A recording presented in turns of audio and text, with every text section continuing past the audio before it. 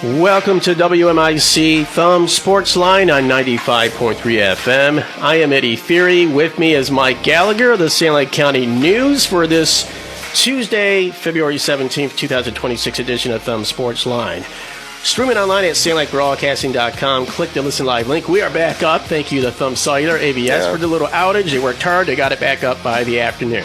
That was a scary morning, wasn't it? It was for everybody. Felt like you were off the grid. Yes, and you know what? But it's the end of times. You grew up off the grid, right? You started off with analog, right? Sure, yeah. I don't know what. I grew up in the woods in a cabin. No, I remember not having the cell phone. I remember the connected cord that was 100 foot long that could stretch another 1,000 feet outside to the barn, so to grandma or mom. And we had a little bit of the outage here. It was a massive outage, but you realize just how dependent now we are on that type of technology. Although somebody mentioned this morning on the morning show saying, so does that mean AI died for a little bit? Oh, nothing will kill AI. You don't think so? No, we're past that. AI can't be stopped, Eddie. I'm sorry. All right. Now we are almost past the regular season as we get back to high school sports talk. Enough of the internet service. We got it back up here. And by next week, the pairings have been announced. We'll talk about this too as well. That's how you know we're getting towards the end of it, Eddie. This is the final week of the regular season for high school boys basketball. Girls have one more week next week. And high school hockey is in the playoffs now this week. Wrestling have been in the playoffs. Yep. Bowling has been in the playoffs as well.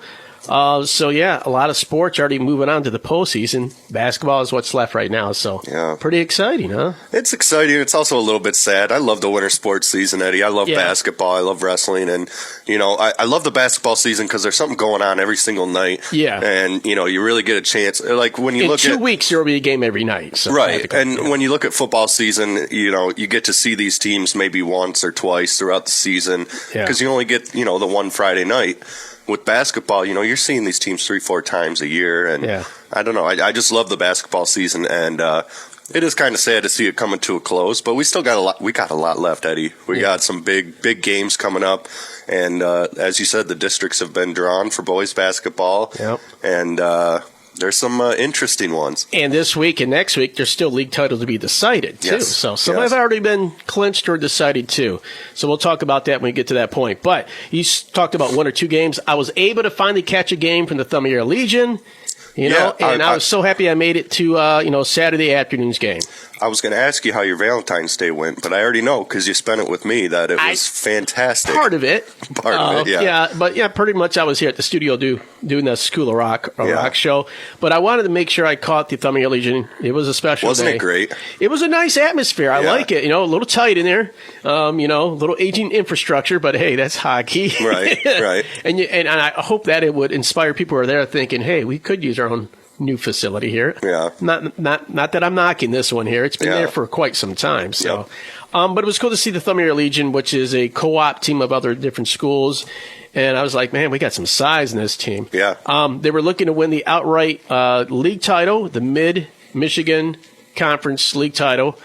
It didn't happen, though. The FNV Griffins came to play and said, no, you're not going through us today. Played spoiler. They played very aggressive. They actually played like they wanted to win this game. And hats off to them. They prevented it.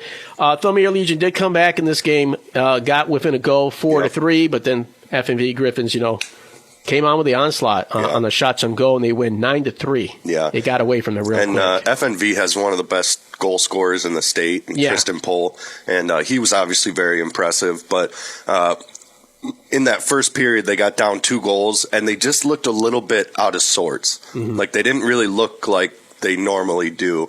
And at that point, then you're down 2 goals.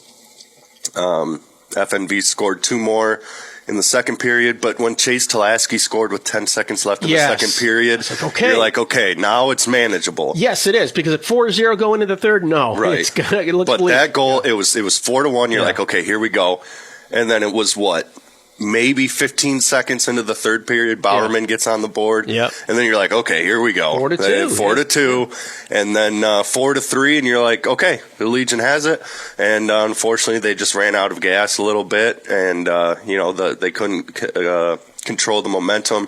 But last week we talked about how this is potentially the biggest day in the program's history.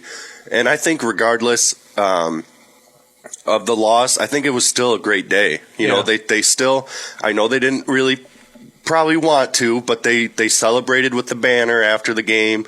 They got the pictures. They celebrated the conference championship. And they deserve to do that. Yeah, you should celebrate it. It was well earned.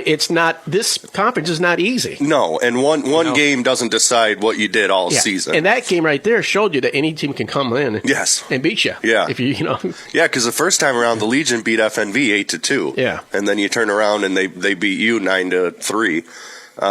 But it was a great day. Obviously Lauren Eager was there to do the ceremonial puck drop. Cool. Yeah. That was very cool for the Eager Strong game. They raised over $4,000 for Colintown in honor of Jeffrey Eager. So it was great. Obviously, you could tell they were pretty frustrated at the end of the game with the way things were going, but I thought it was still a great afternoon. Yeah, and hats off to FNV Griffin's Tristan Pohl. Not only a hat trick, but he had 4 goals in this game. Yeah. So what do you call that? I don't know. What do you call 4 goals? We should ask the hockey guy. Hockey guy next door to us. Yeah, Tristan Pohl scored the first 2 goals in the first period for FNV Griffins. He scored one in the second period, but Jackson Horn pitched in before the Thumbier Legion got their goal from Chase Telasky. I was impressed by his size, too, to see him up close, With the skates on, you got to take away 3 inches. It's still impressive. Mm-hmm. And then, like you said, Peyton Bowerman opens up the third period with a goal. So really quick there, 4-2, but Tristan Pohl got his 4th goal of the game. And then Luke Watts, Austin Hare, there's a familiar name, and he got back-to-back goals. Luke Watts had a goal too. So penalties kind of hurt because FNV Griffiths did a really good job on the power plays that were handed to them. So, but like you said, overall, best record overall for the Thumbier Legion. Yeah, most wins in program history, which is fantastic. A couple of individual records were broken over the past week as well. And, some of them, some records that I kind of thought were unbreakable when you think about the seasons that Caleb Lettner had during his time with the Legion. By the way, Benjamin Meyer had the other goal for the Thumbier Legion, where they closed it up to 4-3 at that point. Yeah. On February 9th against Troy United, Peyton Bowerman earned his 63rd point of the season, breaking the single-season record previously held by Caleb Lettner. Blake Bowerman set the single-season assist record on February 3rd against Port Huron Unified. He had his 28th career or season assist. He broke the previous record that was held by Chase Telasky, who was on this year's team. And at first you're kind of like, oh man, that's too bad for Chase. Well, Chase Telasky set the record for career points in their win against Bishop Foley United. He recorded his 134th career point. That was also previously held by Caleb Lettner. So just overall, fantastic season for the Legion. It's been a lot of fun covering them this year, and good luck to them in the playoffs. Yeah, they will be in the playoffs, so we'll be playing facing off against St. Clair Shores Lakeview, which is where they're hosting, that region takes place. Yep. That's at the St. Clair Shores Civic Arena. That'll be an 8 o'clock start, too. Ice Hockey Regional 13, that's a Friday, right? It's 20th, I think. Oh, so Wednesday? Yeah. No, yeah, Friday. Friday is the 20th. Yep. Okay, there we go. Yeah, so that's where they're at. Yeah, looking at the MHSA schedule, now it's the MHSAA sanctioned playoffs. And that's 8 o'clock start on the road there at the St. Clair Shores Civic Arena. So not too far, decent enough. It's on the weekend. Right. You're not doing 3 games. And I think that can be a grind, man, because that's what they had last couple weeks. Right. 3 games in a week. Yeah. And you could tell maybe it caught up with them, in that last game. Possibly. But, yeah. So I was able to say hello to Lauren Eager real quick. Okay. As she was came off the ice. Yeah. And I ran into her as I was making my way to see you guys. Yep. And I said, hey, how you doing? Blah blah blah. when are you heading back? She looked at me and says, right now. Yep. She had to go back and play hockey. Yeah, it was great that she was able to make it. She's a great kid, and she's doing great things at Northern Michigan now with the women's hockey team there. So she came all the way there to say hello to everybody real quick. Yep. And then drop a puck. Yep. And then headed back to play hockey. Yep, all the way up to Marquette. Yeah, so. All right, good luck to the Thumb Air Legion. They are playing Friday night. It's the playoffs, regionals. Ice Hockey Regional 13 during Division 1, I believe. Division 2. Division 2, yeah. Okay. And they're up against St. Clair Shores Lakeview. That is at the St. Clair Shores Civic Arena. It'd be great. You can get this first round victory and then make more history here. Why not? More history. So, yeah. All right, we'll be back. We'll have talk on wrestling and a couple other sports tidbits as well. Okay. When we come back here on WMIC. It is Thumb Sportsline. We'll be right back.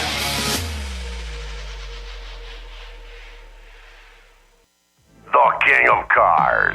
This is Denny King, the King of Cars, with More Motors of Caro. Why choose More Motors of Caro? Because you get more for your money with More Motors of Caro. More Motors in Caro. You get award-winning service before, during, and after the sale. You get fair trade offers. You get transparency. And most importantly, trust. Denny King, the King of Cars. At More Motors of Caro, we take pride in building relationships that last a lifetime.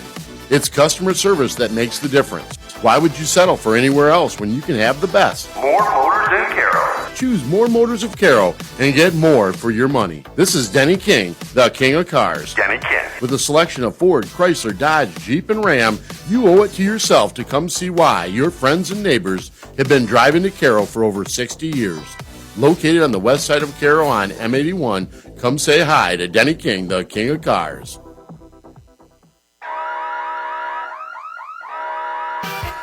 We interrupt this broadcast for a special graph weather statement.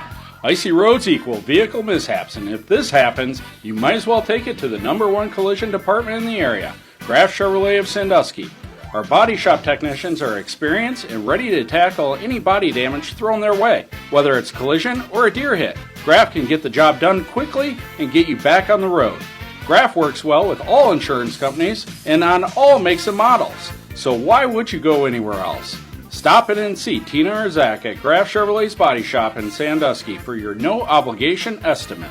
We now return you to your regularly scheduled program. You asked and we listened. The Google Pixel has officially arrived at Thumb Cellular. The Google Pixel 10 and the Pixel 9a, both in sleek obsidian black, are now available at Thumb Cellular, and both at incredibly low prices. Pixel features the purest form of Android, built by Google and powered by Google. It's backed by an industry-leading 7 years of updates, so your phone stays smarter longer. Inside, you get the power of the Google Tensor chip and built-in Gemini AI, helping you take better photos, stay organized, and get more done every day. But that's not all. If you're looking for something else, Thumb Cellular is offering free phones with an upgrade or a new line activation. Terms and conditions apply. Stop by your local Thumb Cellular office in Bad Axe, Caro, Pigeon, or Sandusky for full details. And browse all our current offers and savings by visiting thumbcellular.com/deals. That's thumbcellular.com/deals. Thumb Cellular, the talk of the thumb since 1991.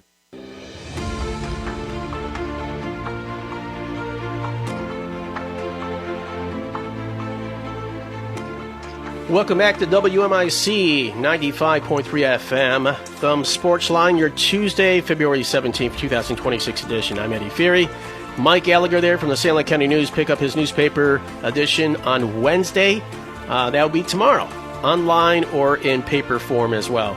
You know, I want to point out, somebody had asked me, I think we might have mentioned at the hockey game Saturday, asking me why I don't post stats. And I said, well, first of all, that's more work. Well, that's what the newspaper is for. Right. You get the whole story, you get your stats, support your local papers. This is why I don't do it. Okay.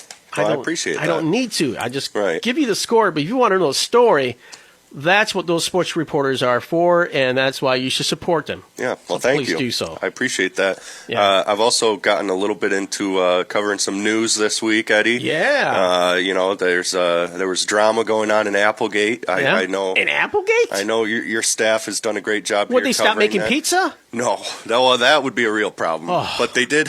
So last night they had a village council meeting. Okay. At 7 o'clock. As long as they're making the pizza. Well, they closed the bar at 6:30 so that people could go to the meeting at 7. Yeah, so that's how you know it was a pretty big deal. Okay. Erica and I were able to get pizza before they closed, so don't worry. Oh, really? Okay, we got our pizza's still good. We got our pizza. Okay. But I do just want to say, and I know this isn't a news show, and we don't usually talk about this kind of stuff, but the village president there at Applegate, they were dealing with a letter that was circulating around town. They wanted to dissolve the government in Applegate, which at first sounds like, well, that's pretty crazy. Yes. It turned out it was, I'll say, a disgruntled person, possibly. But Aiden Dove, 21-year-old kid. I heard about this. Village president. Yeah. He handled himself spectacularly. He addressed every single concern. He answered every single question that the community had. And it was very refreshing to see.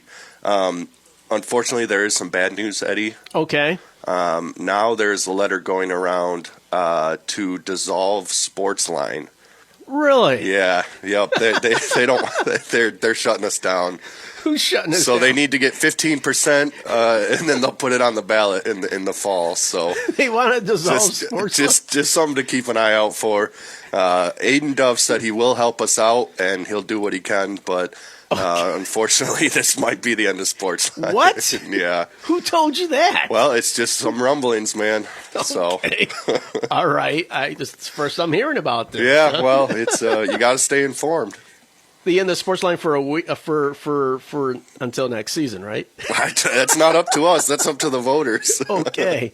All right. Yeah, that's news to me. Yeah. That might be welcoming news, but all right. Anyways, yeah. So yeah, go to your meetings. You can complain, but complain does not help on social media. Right. It helps when you show up to the meetings, and glad to see that. There was a lot of people that showed up. That was great to see. More than people actually live in Applegate. So yeah, yeah. Well, I was an out-of-towner last night. So yeah. Well, yeah, I heard about this kid, and it's somebody. He was young. Very impressive. Yes, so he did his homework, obviously. Yeah, yep. Very patient too. Yes. So and I understand. And they didn't even need to hold that meeting. Right. He didn't even technically have to address the letter. Yes. So I give him huge credit for even holding a meeting. Yeah. It was basically a town hall meeting where anybody had the opportunity to ask questions throughout the meeting.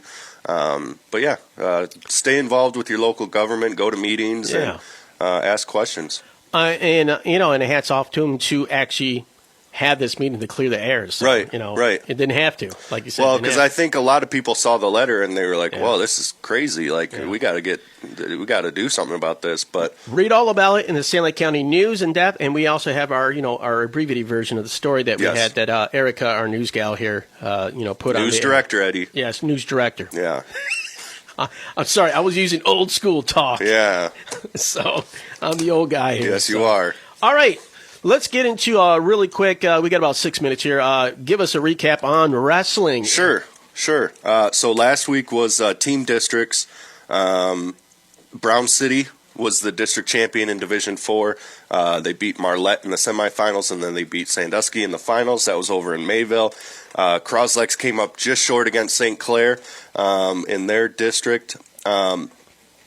Individual districts were this past weekend, and it was a great weekend for Sanilac County. Yeah. Brown City sent 7 kids through. So for districts, if you place in the top 4, you move on to regionals. And then if you place in the top 4 at regionals, you move on to the state finals. So we have a ton of kids that are going to be competing at regionals. Girls and boys? Girls and boys, wow. Yes. Yep, because so the boys districts were on Saturday, girls districts were on Sunday. So the Division 4 regional hosted by St. Louis, these are the wrestlers that will be competing and the place they got at districts. So first of all, we had 3 individual champions for districts. And I'm sorry if I mispronounce this name. In the 132-pound weight class, Sandusky freshman Victor Vanitas was a district champion. In the 150-pound weight class, Jace Halbert of Brown City was a district champion, and in the 120-pound weight class, Aiden Pascoe of Brown City was a district champion. So those 3, right off the bat, they have a great shot at regionals, moving on to the state finals. And then we had Ryan McKinney from Sandusky. He was second in the 157-pound weight class. Aiden Janos from Brown City was third in the 175. Cale Beamer in the 132 was fourth. Max Trombley, Cameron Parr, Ryder Chisholm, and Hunter Lester, they all placed fourth as well, so they'll be moving on to regionals. Division 2, which was just Croslex, they'll be going up to Cadillac for their individual regional. So it's quite a little bit of hike there. A little bit of a hike.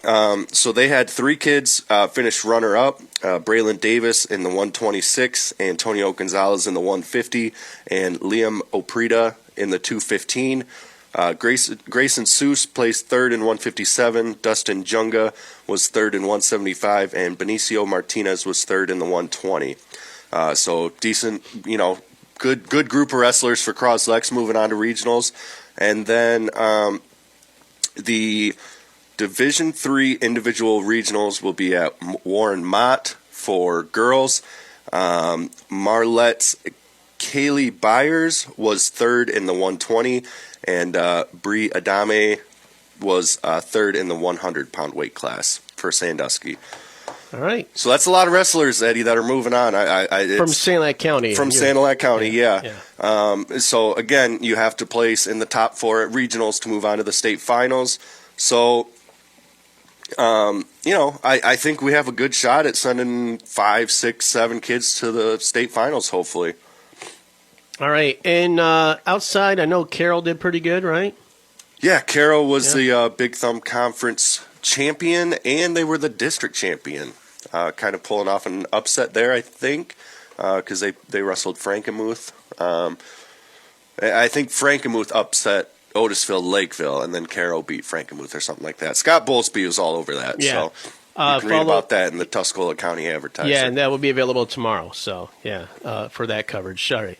All right, so that's a little bit of wrestling. You get any tidbits about bowling? The Sandusky girls bowling team was Big Thumb Conference champions this weekend. Great. So, great showing by them. They'll be competing, I think individual regionals are up next. Don't quote me on that. But, great season for the Sandusky girls. They beat Bad Axe in the finals. And then the Carroll boys were the Big Thumb Conference champions on the boys' side. Okay. So, all right. Not bad. All right. Mike Gallagher there for the Sanilac County News. And, of course, read all about that in his tomorrow's edition as well. So, all right. Good luck to all wrestlers, bowling teams as well. Any other pool season? Hockey we mentioned already. Any, a cheer out there going on? Yep. Competitive cheer districts or regionals are this Friday, I think. I feel bad I don't know that right off the top of my head, but I believe Croslex is going to Lake Fenton for theirs. Don't quote them. Don't quote me. Yeah. I'll keep saying stuff, but just don't quote me on it. Just don't believe everything I say, Right. But I'll keep talking. Okay. There we go right there. That's a little bit of, catching up on other sports. When we come back after our 6 o'clock news, we'll get into basketball. All right. Boys and girls, this is the final week of the regular season for boys. Some have clinched titles. And then, the seeding has been announced over the weekend. We'll talk about those seedings already. Keep your radio locked on the Thumb's information station, 660 WMIC AM Sandusky and 95.3 FM, W237 EQ Sandusky.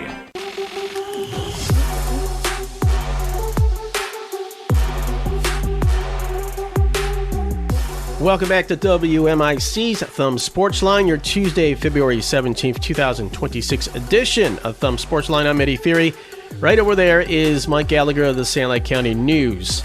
All right, we are going to start off with high school boys basketball talk. We'll, dive into the districts. You want to do that? Yeah. Or do you want to dive into what everything stands right now? Well, this is what I'll say this. Okay. Harbor Beach Pirate boys basketball team has clinched the Big Thumb Conference. Correct. Black Division League title. Correct. And the Peck Pirates have clinched the Big Thumb Conference Red Division title. Outright. Yes. Because Caseville beat North Huron last night. Yes. So shout out to the Caseville Eagles helping out the Peck Pirates there. Yeah. But yeah, Peck currently undefeated. They controlled their own destiny as it was. But they still have 2 conference games left. They have North Huron and CPS. So if North Huron were to win last night and then beat Peck and then Peck lose to CPS, so there was still a way that North Huron could get into the conversation. But with the loss to Caseville, they now have 3 conference losses. So. All right, and so there are still league titles to be decided as well in high school boys basketball in our coverage area. That includes the Big Thumb Conference White Division. Lakers has got a share. They got a share, but I think they do have at least 2 to 3 games left. They have USA and Vassar left. Yeah. In league play. Anything crazy can happen. So second place team has 3 losses right now. Right, so. and Lakers has 1 loss. 1 loss. So if Lakers loses out and Cass City wins out, then it'll be a shared title. But currently Lakers has at least a share. So they have one more win, they win it outright. Yes. And then the blue division as well. Yes. Dryden has clinched a share. I think they at least have a share. They do. They after defeating Kingston, they swept that series. So already they are the blue division, at least a share of the championship. They have a share. They're 6-0. Kingston's 5-2. Dryden has 2 games left. Yep, in league play. If Dryden were to lose both of them and Kingston were to win their last games, but right now it seems highly unlikely. So. Right, Dryden's pretty good. Yeah. The Blue Water Area Conference, though, has yet to be decided. It's only one, yeah. Yeah, some big games happening this week for both teams. But both seem to be on a mission on a collision course that we I will want to have. say there's one big game this week. Yeah, for those 2 teams. I don't know. There's some. Somebody could throw a wrinkle in there. I don't see it happening this year, Eddie. I think the last chance was Imlay City against Yale last week, and Yale beat Imlay City by 30 points. Yeah, they came in on Yeah, I think both of these teams. I don't see them slipping up before Friday. Yeah. So across Lexington, league game wise, they have Almont. That's not going to be easy. That's happening tonight. Yeah. That's at Almont. Okay. And then they host Yale in the rematch, which Croslex won on Yale's court in overtime. Yep. Yale's still very smart about that. That's why you were talking about how they came in. Well, yeah. I mean, we talked about it on the show a couple weeks ago. Yeah. After Yale lost to Croslex, everybody else in the BWAC has kind of been feeling the pain on that one because Yale has been beating teams by 20 to 30 points ever since that loss to Croslex. So, that loss was tough for Yale, but I think it woke something up inside of the Bulldogs. So yeah, they've been on an onslaught since then. So with their win over Imlay City, 75-45. That's crazy. Jackson Kohler against Imlay City, too. Right. Jackson Kohler scored 21 points. Oliver Nelson, 16. Carl Sebastian with 16, and Tyler Debs with 10. So 4 different players in double figures. And that's what you're going to need this time around against Croslex, because the first time around, Kohler had a fantastic game. Yep. Max Knoll had a fantastic game. Cam Saunders had a fantastic game. But the difference was the other players for Croslex that stepped up. And, that's not to say anything about the other players for Yale. But when you see 4 kids finish in double figures, that's more of what you're going to need against Croslex. So in the Blue Water Area Conference, since we're diving into this, this league here, Croswell Lexington at 12-0, undefeated in conference play. They are 16-4 overall. Yale 11-1. That one loss was to Croswell. 18-2 overall. One loss was to a non-conference opponent, stronger opponent. They lost that one, and they also lost to Croswell Lexington. That's the second loss. Only 2 losses so far. Croswell Lexington 4 losses. But all against non-conference opponents out there. Against some very good non-conference opponents. So the race right now is just between Croslex and Yale, because Imlay City 8-4, 3 games behind. They're out of it. Yeah, they're out of it right now. But they are going to be in that district. I know that. So and that's and you can't look past Imlay City in that district. Yeah. And it's tough for Imlay City because they're such a great team.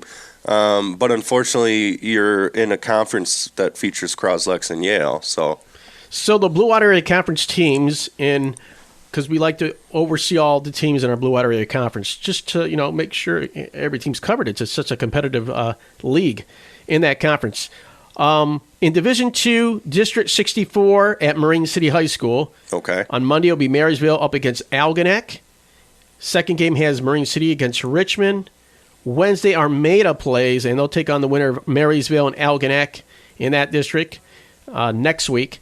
And then St. Clair versus the winner of Marine City and Richmond. Championship game on Friday, and that's the Division II District 64 championship game. That consists of several teams or a few teams there in the Blue Area Conference. Now, Yale gets to host their own district. That atmosphere is going to be insane, Eddie. Last year was at Croslex, I believe. Yes, it was, So, Division II District 63 at Yale High School in the districts next week, which starts on Monday. Pretty good game here to start off. Almont against North Branch on Monday, 7 o'clock. That'll be a good one. Wednesday, you have 2 games in the semifinals. You have Yale versus the winner of Almont and North Branch. Croswell-Lexington up against Emily City. That's a tough draw. Yes. I mean, Croslex has swept Emily City. Obviously, the second game, they had to come back in the second half. Yeah. But, yeah, if you're in that district, you'd rather avoid Emily City. But you're going to have to beat good teams to win that district anyway, so you might as well play them right away. So in the first meeting for Croswell, they won in overtime, 69-66 in overtime. And then that was just recently. That was the second meeting, yeah. The second meeting. The first meeting was at the beginning of the new year. That was 64-51, so a little bit closer there at that point for Croswell. So the third time meeting, the rubber band matchup is here. For that will be in the district semifinals. Then, of course, the winners of those semifinals moves on to the District 63 championship game at Yale High School. So that first district that you listed, who's your pick? That district there? The first one that you listed off. I'm going to go with Almont. No, what? Armada. Oh, okay, Armada. Okay. Yeah. Who am I going to go with? Yeah, the first district that you listed off. Who do I think will be in the championship, you think? Who do you think's going to win it? I kind of like St. Clair in this one. I like St. Clair as well. Yeah. Braylon Franz is an incredible player, so I'll go St. Clair as well. It's still kind of tough. There's some tough teams there. Yeah, I mean, it very easily could be Armada as well. Yeah. They're battle-tested going through the BWAC. So now I'm going to put you on the spot. Who wins the Yale district? I wish... we're actually out of time, so... No. Boy... This is tough, and you have 1, 2, 3 different teams, maybe 4 to a degree. They have a legitimate shot because when it comes to the districts, you never know. Yeah, it elevates here in the BWAC. Right. So, right. I mean, there were districts where we thought we knew the 2 teams are going to be there. They weren't even there. Right. I remember one year Croswell had a mid-level season. They ended up winning the district championship game that year, surprising everybody. So well, and I think this district, and again, I don't want to count out Emily City because Emily City could turn around and win it. Yeah. But I think whatever happens in this final regular season game between Croslex and Yale is going to affect the district. Yes. Because whoever loses that regular season game is going to have that added motivation to win the district. Right. Because, I mean, that's what we see every single year between these two teams. They go back and forth, and they go, great game versus great game, and there's always something on the line for Croslex Yale. Yeah. And that's why it's such a great rivalry. Obviously I'm going to go with the Pioneers. Okay. And I'm going to go with the Pioneers on Friday night as well. But I mean, I understand that Yale's a very good team, but you won't catch me live on air picking the Bulldogs over Croslex. Oh, really? I'll go for Yale. You'll go for Yale. I'll okay. Go for Yale. There we go. So now we got bulletin board material both ways. Both ways. Well, this show's got everybody covered. Okay. So I like that way. But it's going to be right now, first things first, this big game that we're going to be covering. It's a doubleheader. We're going to do the girls game, as rightly so. There's going to be two games going on. We want to make sure both those teams get covered because I want to see this Yale Bulldog team who's taking on the Deckerville Eagles tonight. Right. Deckerville scheduled that game. They needed a game this week. They scheduled the Yale Bulldogs. They want to push themselves and see where they're at before the Deckerville girls takes on Kingston next week. We'll be doing that game next week as well, but we'll get to that when we get to that. But I'm kind of excited to see this Yale Bulldog girls team too. I've been wanting to see it. It's been a full year almost, way over a year now since I've seen Sadie Dykstra on the court, and obviously she's grown Gotten better as a player too. I was just watching the video of them playing against Port Huron last night. Okay. And they look good. Yeah. I mean, man, they look ready. Well, and like you said, we're going to get to it a little bit later, but if you're Deckerville and you're trying to prepare yourself for Kingston, which is this is girls. Almost impossible task to prepare yourself for Kingston and Molly Walker. Well, the best thing you could do is go out and schedule Yale and Sadie Dykstra, because I'm not here to say which player is better, but they're both uber talented players, and for Deckerville, you're going to get a look at a great player before you have to go and play Kingston. Well, I'll tell you who's a little bit better than Croswell right now is the Harbor Beach Pirates. So this is where we will bring this in with the BWAC / Big Thumb Conference showdown. They scheduled this game. It was not in the schedule. I'm glad they did it. Yep. But, man, what a great Friday night game to see two of the top teams in our immediate coverage area, the Croswell-Lexington Pioneers, go on the road after previously playing at Algonac. And then the next day come all the way to Harbor Beach from both ends of the thumb here. That was a nice paycheck for that bus driver. Yeah. So, but Harbor Beach comes out on top in that one. And, man, that was on WWW Sports. And it was Harbor Beach coming out on top 58-44 over the Croswell-Lexington Pioneers. Man, great win for Harbor Beach, who ended up losing last night to Frankenmuth, but they scheduled that game to say just how good are we and how what more do we need to do.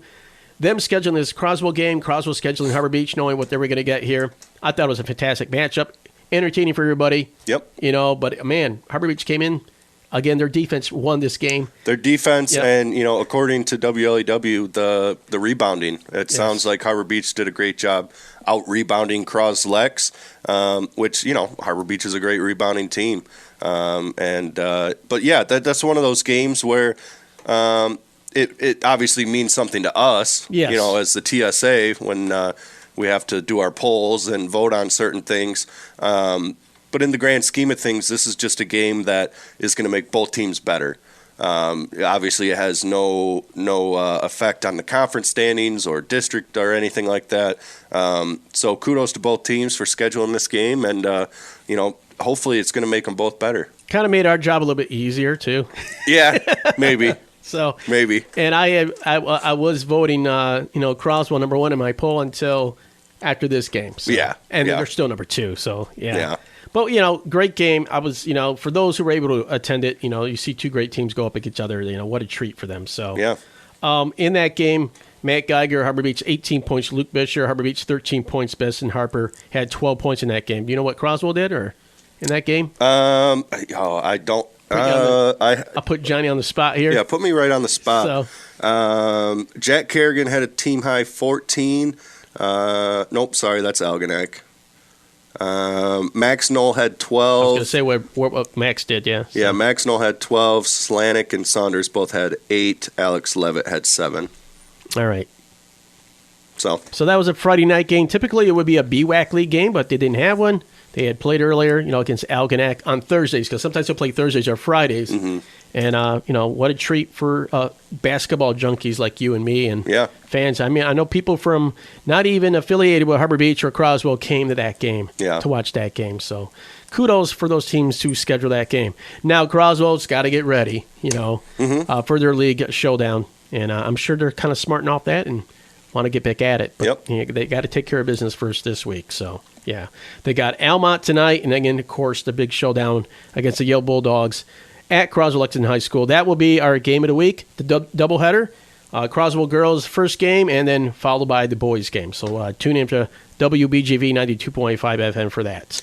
Now, for that girls game, Yale Armada, have they played the second matchup yet? The Yale Armada should be coming up here, actually. Let me see. Okay. Because I know some of the teams are ending the season with some non-league games because someone been scheduling just adding games to the schedule. Right. Like in mid-season. Right. So Yale Bulldogs should be playing this week, I do believe, against Armada, but don't call me.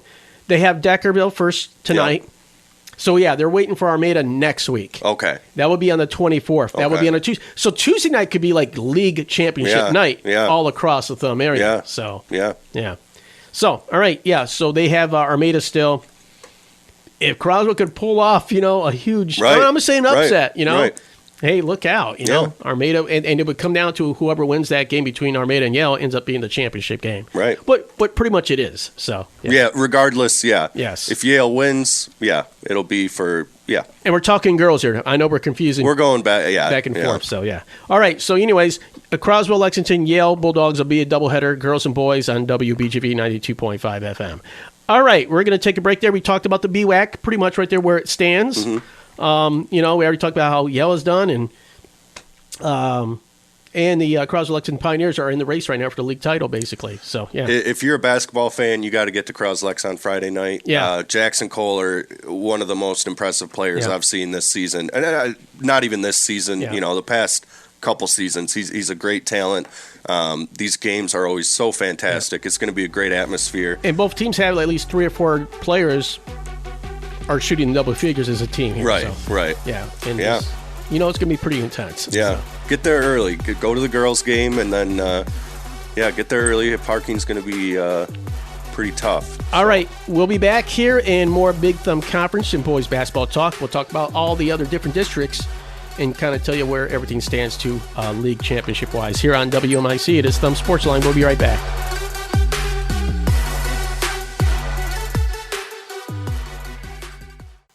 Tri-County Equipment, we got it all.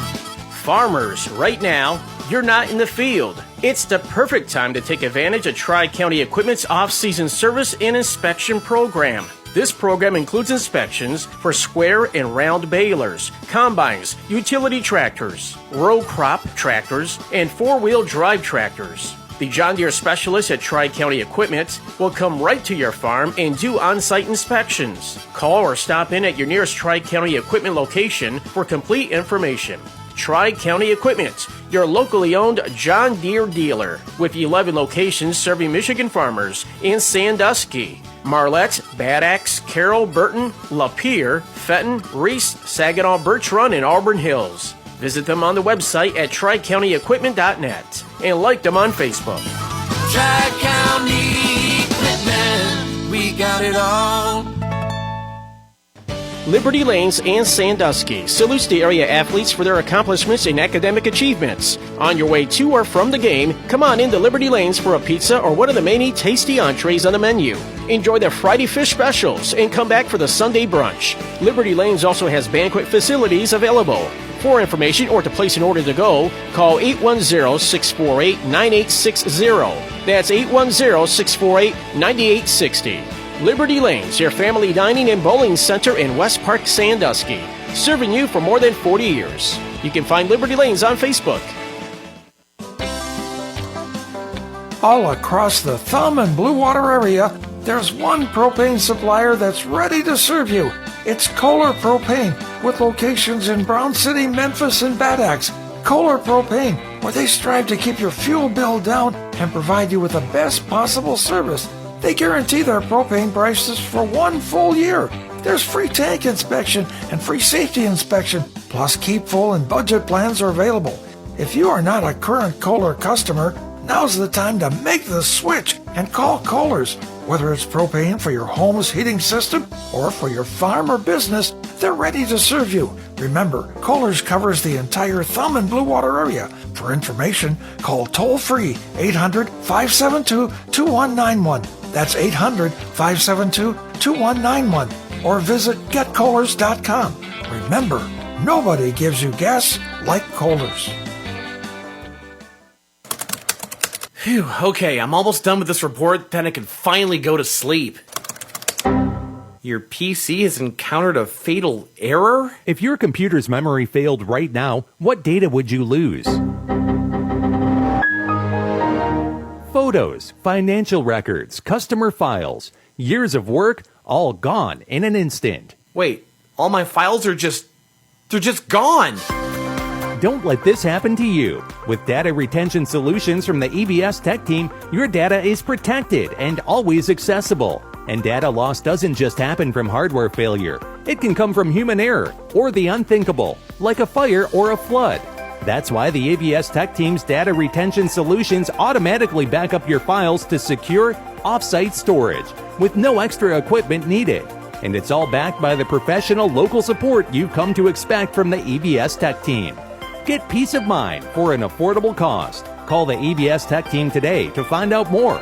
888-282-4943. Or stop by our Pigeon or Sandusky locations.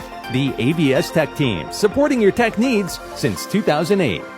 Our overnight forecast becoming cloudy with rain developing late tonight. And overnight low temperatures 38 to 40. It'll be cloudy on Wednesday, periods of rain, high temperatures 54 to 56. And for the day Thursday, partly sunny, highs 46 to 51. For the WMIC and WTGV 24-hour weather center, our meteorologist, John McMurray. From Graf Chevrolet of Sandusky, here's Sam and Scott. 2025 is in the rearview mirror, and we plan on making history in 26. We have one remaining 25 Silverado, and we slashed the price on this truck in order to move it out. You can save up to $15,700 on our remaining 25 Silverados on the lot. This includes demo savings, trade-in, and GM rewards, card sign, and spend. This truck retails for over $62,000. You can get this now for only $46,500. Loaded up with a V8 and leather, it'll be tough to beat this deal. Current Chevy lessees can get into a very well-equipped 26 Silverado 2FL for as low as $292 a month. Or you can purchase this $55,000 truck for as low as $41,750. If you're looking for a good pre-owned car, SUV, or truck, Car Bravo is now offering a 12-month, 12,000-mile bumper-to-bumper warranty on most vehicles on the lot. And Car Bravo also offers financing with rates as low as 3.9%, with prices starting at $11,900. That's right, Sam. We currently have a good selection of 3/4-ton trucks and SUVs on the lot, as well as Suburbans with highly sought-after Duramax engines. So start the new year off by saving big at Graf Chevrolet on M46 in Sandusky. See dealer for details. Graf family, we're making friends. You asked and we listened. The Google Pixel has officially arrived at Thumb Cellular.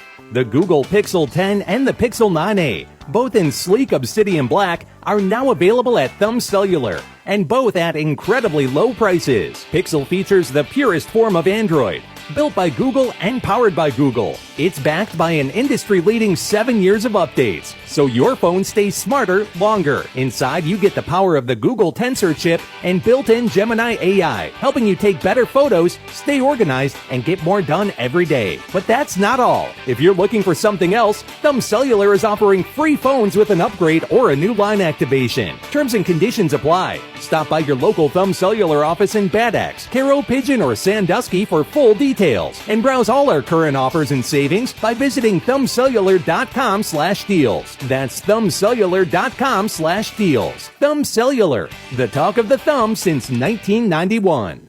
My name is Emma. After a car accident left me paralyzed, Canine Companions teamed me up with my service dog Marcia. For 50 years, Canine Companions has been teaming dogs together with those who need them the most. Visit canine.org to change lives.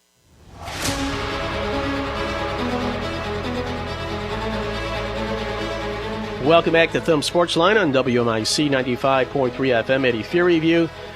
We continue our talk of high school boys basketball, where things stand, league championship-wise. We already talked about the Blue Water Area Conference. We kind of pulled in Harbor Beach in that talk. Speaking of Harbor Beach, yes, they clinch their Big Thumb Conference Black Division title. There you go. Not bad. It's a lot. The conference has only been around for a couple of years now. It's like a couple years. Yeah. Not that long. Yeah. So, which, by the way, there's some news on that. Yeah. Did you read my story about the expansion and realignment for the Big Thumb Conference football? Yes. Oh, thank you. On the social medias. Yes. Yeah. So let's talk about Harbor Beach. Yeah, we already talked about they played Croswell. They beat Ubley as well to get to pretty much that league championship for them. They've beaten every team in the Big Thumb Conference. They took on some competition last night. They lost to Frankenmuth. Yeah. But hey, yeah, that's no shame in that. Yeah, I'm curious on why you scheduled that game at this point, but they just wanted the competition. I think. Why not? So, hats off to them. But they are the outright Big Thumb Black Division champions. They clinched it. They took care of business. And now they're just kind of closing into these playoffs here for the meantime. So District 3 in Division 3, because they're in Division 3, for the Harbor Beach Pirates is set. This will be taking place at Unionville-Seaboyne High School. Okay. That'll be on Monday. First game, it has Unionville-Seaboyne boys up against the Bad Axe Hatchets. Bad Axe Hatchets have really pulled off some crazy wins over teams that should have beaten Bad Axe. Right. And they come out. Just based off of how Bad Axe started the season, they've got a couple of nice wins recently. Yeah, in fact, they're on a streak there where they made the top, the poll for me, because I go week by week basis. Yeah. But so that's the first game on Monday. Wednesday semifinals. Harbor Beach is in this one. They take on the winner of Unionville-Seaboyne and Bad Axe. First game on Wednesday, and then the Lakers against Cass City. Look at that matchup. Oh boy, wow! Look at that rematch. That's a semifinal game. That's tough. Yeah. And then championship game on Friday. And again, this takes place at Unionville-Seaboyne High School. So, okay. So good matchups. Yeah, and Harbor Beach, not looking past the USA matchup, but they played Lakers this season and they won. They played Cass City and they won. Granted, they took on Cass City earlier in the season, and I think Cass City's a different team now. I think they've been playing very impressive basketball as of late. You can't look past USA because Justin Jacobs is an extremely talented player, the type of player that could, win you a game in districts. But I do think Harbor Beach is the favorite in this one. Okay. I'm not going to overthink it. I think I'm just going to pick the Pirates, although Cass City or Lakers could give them a handful. But I will take the Pirates in this one. Okay. So, but it's still pretty heavy duty. That's a tough district. Just like the BWAC. Yeah, I mean, that's a brutal district. Yeah. I mean, Harbor Beach, Lakers, Cass City are all talented enough to win a district championship. And Harbor Beach is a conference champion. Lakers is likely going to be a conference champion. Cass City, runner-up in your conference. They're on a 4-game win streak right now. Cass City boys are. Yeah, see, that included last night's win over Ithaca. A big win over Carroll, 52-38. They beat Vassar 61-50 a couple of weeks ago, and Ubley 56-35. They did lose to USA. I was just going to say, who was their last loss to, though? 42-50, so USA is kind of like a wild card. Yeah. So, that's a fun district. WLEW will be covering all of those games, so you'll be able to listen to those. That's going to be a great district. So Lakers themselves, like I said, they are playing for the Big Thumb Conference White Division League title. They are 11-1. Cass City at 9-3. They beat Millington to get that much closer last night, 66-49. That was a Monday game. It was a makeup from February 6th when there were some cancellations, and that was weather related. Now they're on the road at Unionville-Seaboyne tomorrow on Wednesday. So that's, a little bit, up there. They have Vassar on Friday night. They will take on Cass City, right away in the semifinals of the districts. So, and Lakers is a team that lost to Carroll. Without that loss, they pretty much clinched, league title. Right. Carroll just, took them down hard back on the 30th, 66-36. I can't figure out Carroll. I don't know what to think about Carroll. I know they have a great coach. I know they have talented players. I'm not sure what their district looks like, but hopefully they can put it together for the postseason because, you saw the potential of the team against Lakers. Yes. But then, they lose to Cass City. They had that tough stretch in the middle of the conference season. But again, that's a tough conference, so you're going to lose some games. So, with Lakers too, I mean, if they lost to Harbor Beach, they did, 45-42. Yeah. The curious loss was to Sandusky. Way back in December. Oh, that's not curious. Okay. 60-49. And then, to Carroll. I know how Sandusky won that game. Sandusky's better than Lakers, Eddie. Okay. It's not curious. All right. So they got Unionville. They beat them. They win it outright. Yeah. So that's tomorrow for the Lakers. Cass City 9-3, Carroll 7-5, and Reese 7-5, and kind of behind there. So other teams in that the Big Thumb Conference that are in the districts in Division 3, District 95, taking place at Vassar High School. You have on Monday Saginaw Valley Lutheran against Saginaw Arts and Sciences, and you have Reese at Vassar. Ooh, okay. That's a good first round matchup. Fun matchup, yeah. Because Vassar has had some big leads in games, and then it just falls apart, in the second half. So, I mean, against all these teams, we had mentioned the Big Thumb Conference. So, on Wednesday, it'll be Saginaw Michigan Lutheran Seminary taking on the winner of Saginaw Valley Lutheran or Saginaw Arts and Sciences. Millington up against the winner of Reese and Vassar on Wednesday. Wow. So, okay, that's going to be that's a tough one. A little bit of a doozy there. So. Okay. So who's your pick for that one? Yeah. Oof. I assume MLS is the number 1 seed. I'm gonna pick Saginaw. Yeah, MLS. I should probably go with MLS as well. Yeah. I'm gonna go with the Reese Rockets though. Why not? Yeah. Why not? All right. The fighting Bob Sailors. Now Carroll fell into Division 2. Okay. They're playing at the District 38 district at Clio High School. Clio versus Mount Morris on Monday. Frankenmuth versus Clio Mount Morris. Carroll against Birch Run. Frankenmuth just whooped on Harbor Beach last night. Yeah. So. I am going to have to take Frankenmuth in that one. Yeah. So, and that will be at Clio. So. Okay. Somebody better get that chicken ready there. So.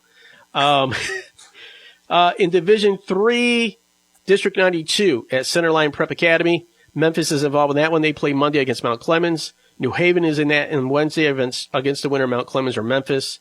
Centerline Prep Academy against Clinton Township, Clintondale on Wednesday in that one. Wow, that's quite the assortment of teams. Yeah. Give me the Rockets. Give me the Rockets back to back. Give me New Haven. New Haven, okay. Yeah. Now this one in our immediate coverage area, we have Division 3, District 93 at Brown City High School. This will be I have some thoughts on this one. Principal coverage of WVGV in the playoffs next week, which we will probably start on Wednesday. Monday's game, though, has Marlette Red Raiders up against Kimball Landmark Academy. Wednesday, Sandusky takes on the winner of Marlette or Kimball Landmark Academy. Second game has K-Pec against Brown City. I like these matchups here. We're bringing it up here. Now we see how the matchups are. But, boy, I told you, look out for the Red Raiders. If they can figure things out, they're going to beat somebody big, and they did. Yep. They beat Sandusky on Sandusky's home court on Friday night. You were at that game. By double digits, yep. Wow. Yeah. Huge win for them. Well, and that was after they beat Brown City earlier in the week. Yes. And I don't know if you did the Brown City Marlette game the first time around in Marlette. We did. Yeah. Okay. Oh, yeah. Yeah. That was a 10-point loss for Marlette, and it was never really that close.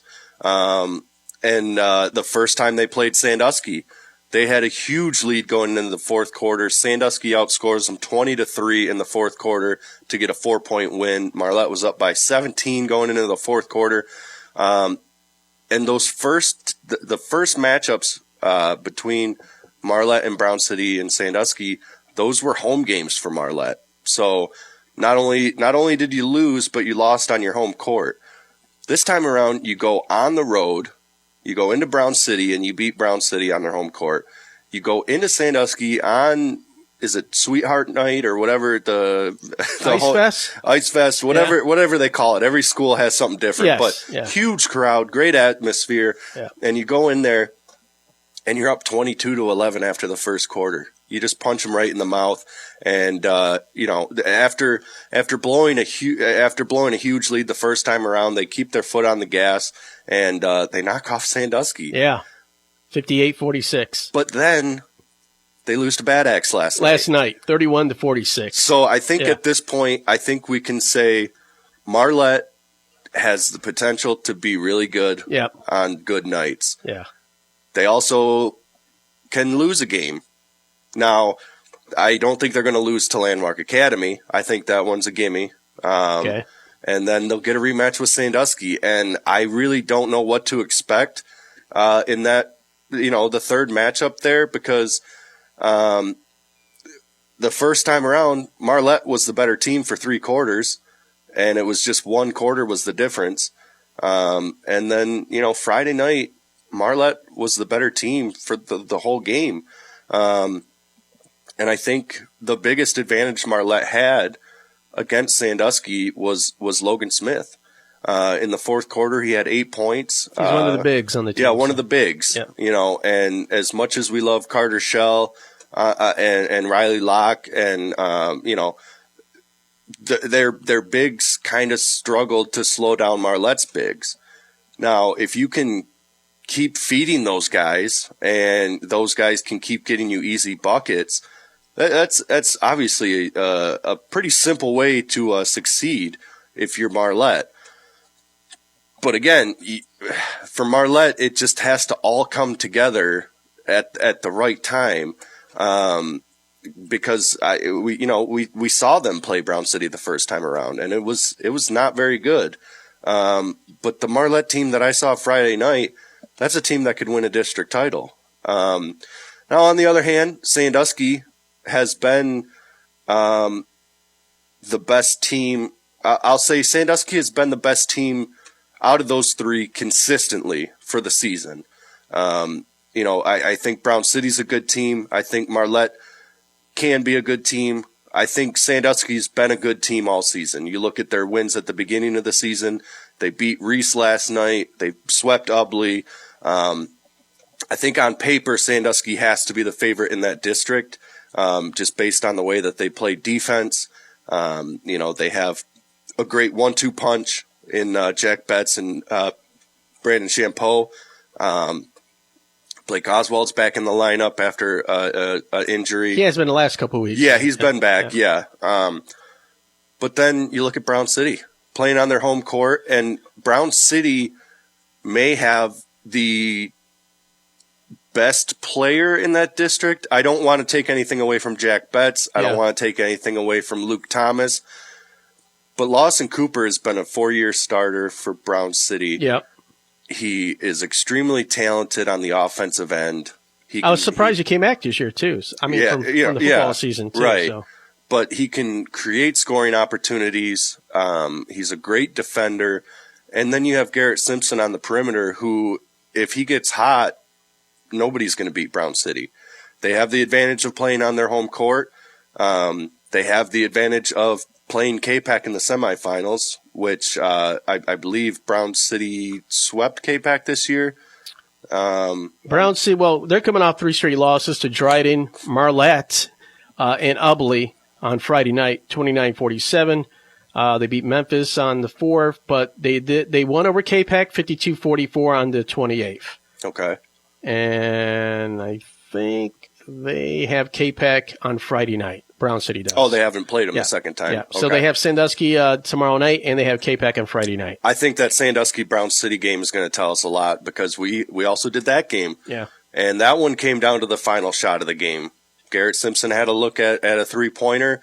So it's been so close between Marlette, Brown City, and Sandusky all season.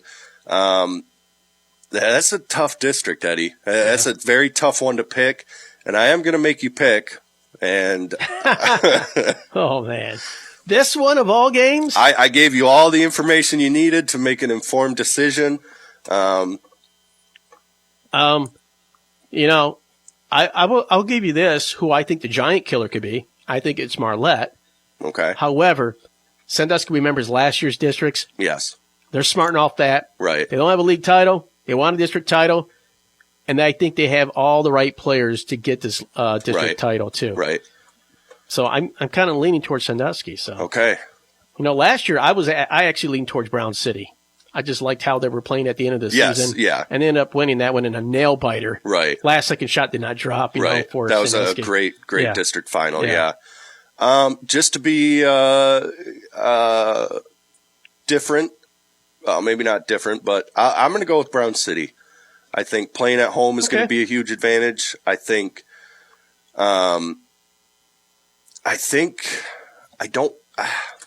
Sandusky Marlette is going to be the biggest thing.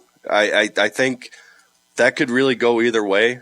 Sandusky could respond well from that loss. I think they have already by going out and beating Reese. I think Jack Betts is the best scorer in this district. He's a great rebounder as well. He's really stepped up doing that. But I just think Coach Hatton always has Brown City playing very well at the end of the season. I hope they learned a couple things from their loss against Marlette. Losing to Ubley, that's a tough one. Losing to Dryden, Dryden's a very good team. But I think Lawson Cooper has a couple of good games left in him. I think Garrett Simpson's going to make some big shots. Now, on the other hand, Marlette's biggest advantage is their bigs, and there's not really much Brown City or Sandusky can do at this point in the season other than just try and outwork Marlette, because Marlette has a pretty distinct size advantage against both teams, which is huge. I mean, that's huge. Getting second chance shots offensively and doing well defensively on the boards, which I think maybe that could be the difference. But as of now, I'll go with Brown City just because they're playing at home, because they have Coach Hatton, and because they have Lawson Cooper.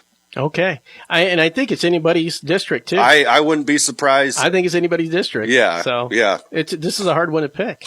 So that's why I like the matchup so much, right now. Yeah. For this district. So. Well, I think the draw worked out pretty nice as well. We get Sandusky Marlette the third time around. Brown City gets to play K-Pac. It's a fun district. You can't forget about K-Pac. I know. They can sneak right in there, too. Does Sam Schneider play basketball? Because he ruined everybody's season at the end of the football season. Yeah, so. All right, it's going to be exciting. Yeah. So we'll be covering that district in boys basketball starting on Wednesday for those games. And I think we might be leaning towards that Croswell boys district, too, to do some double coverage here. It's always tough. Like last season, I wasn't able to go to the Croslex Yale district final because Sandusky and Brown City were playing in the district final. And I usually have to go with the guaranteed district champion. I do think Sanilac County is guaranteed a district champion in that district again. I know we're not forgetting about K-Pac, but it's the most intriguing district to me because it really, when you look at the Yale district, it's either Croslex or Yale. Mm-hmm. You look at the Harbor Beach district, it's Harbor Beach or it's Lakers, maybe Cass City. But you look at this district, it could be Sandusky, it could be Marlette, it could be Brown City, it could be K-Pac, but you wouldn't be surprised by any potential outcome. All right, so that is the Talking to Big Thumb Conference Black and White Division, and of course the preview of district playoffs here on WMIC Thumb Sportsline. All right, we're going to see where you can squeeze in real quick the Big Thumb Conference Red and Blue Division league title talk. I think you already alluded to it, but when we come back, we'll try to squeeze that in. We'll probably be in overtime past the 7 o'clock hour. And then we got high school girls basketball recaps. They still have 2 more weeks of regular season basketball this week and next week, too. Yep. We'll be right back here on WMIC. It is Thumb Sportsline. We'll be right back. Your source for local news. Up-to-the-minute weather, this is AM 660, WMIC Sandusky, and 95.3 FM, W237EQ, Sandusky.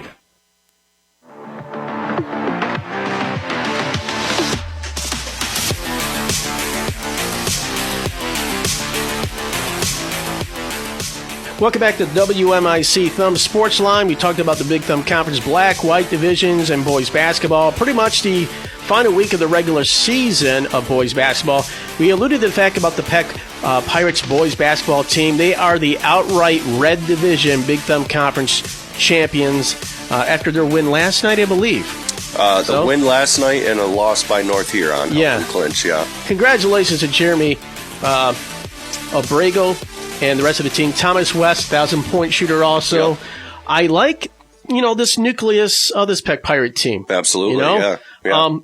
They're in this division. It's a smaller division. But they have been taking on the competition across conference games against a blue division. They just naturally do, the old known as the NCTL teams. Yep. But they did reach out outside of their outside of that conference too. Yeah, and they're going to need those games. I think they knew that coming into the season because they knew they were going to be in the district with Flint Beecher, Kingston, Dryden. So, they went out and tested themselves throughout the season, but I do think it's important that they celebrate being a conference champion.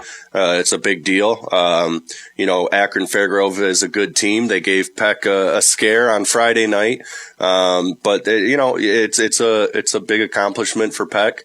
And, man, they're one of the hottest teams right now. I believe they've won 9 of 10 or 10 of 11 after last week's win last night's win. Yeah, they have 1, 2, 3, 5 straight wins. They did have a loss to Bad Axe. Yeah. 45-64. But Bad Axe is the team that beat other good teams in their conference too, even though despite the record.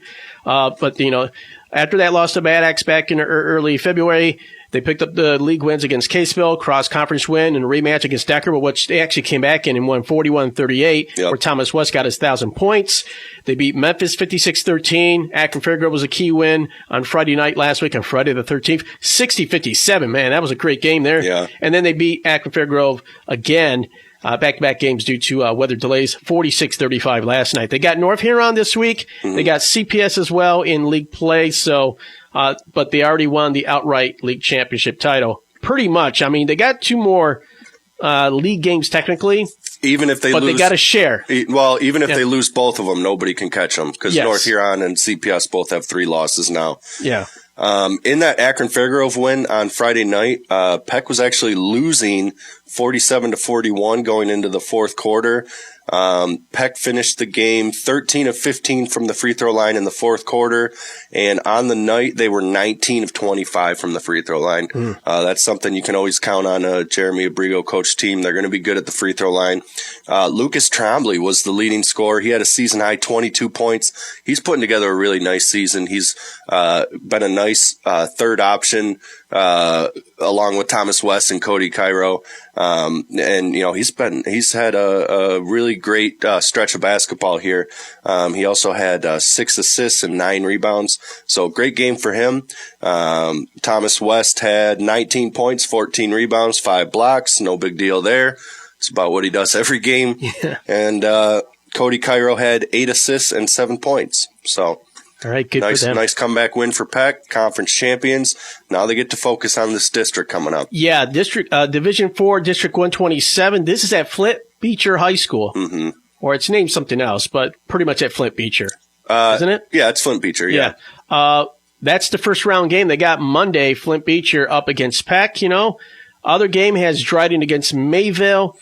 And those are the 2 games on Monday night. You lead into the Wednesday. You got Kingston up taking on the winner of Flint Beecher and Peck, and Kimball New Life Christian gets to bye. They'll take on Dryden or Mayville. Yeah, Peck got about the toughest draw you could get in that district because you have to go through. You have to play the 3 best teams in the district if you want a title. You got to beat Beecher, you got to beat Kingston, and then you'll have to beat Dryden. Yeah. Dryden's gonna make it through. New Life Christian. I'm not exactly sure how they got the number 2 seed, but I don't really understand the seeding thing anyway. But yeah, I mean, if Peck wants to win a district title, they're gonna have to earn it. So the Dryden Cardinals, mentioned them. They swept the series against Kingston, and it took overtime, 58-52 on Friday night. That was at Kingston's home court with a win over Kingston. Kind of like, the mini roadblock for them, for the league title. But they beat Kingston. That's Kingston's second loss in league play, both of them to Dryden. All Saints way far behind at 3-4. Overall record for Dryden, 13-7, 11-10 for Kingston.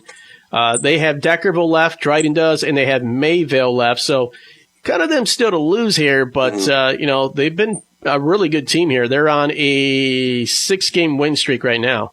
That started off against Kingston, and then they, just last win over Kingston too. Tomorrow they play Deckerville. Yeah, and in contrast to Peck, Dryden got about the best draw you could get for that district. Yeah, because they get Mayville and New Life Christian. They won't have to face Peck, Beecher, or Kingston until the district finals. So that worked out pretty well for Dryden.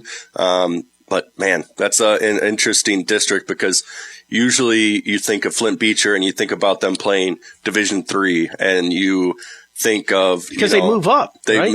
Yes. In the past, they've played up.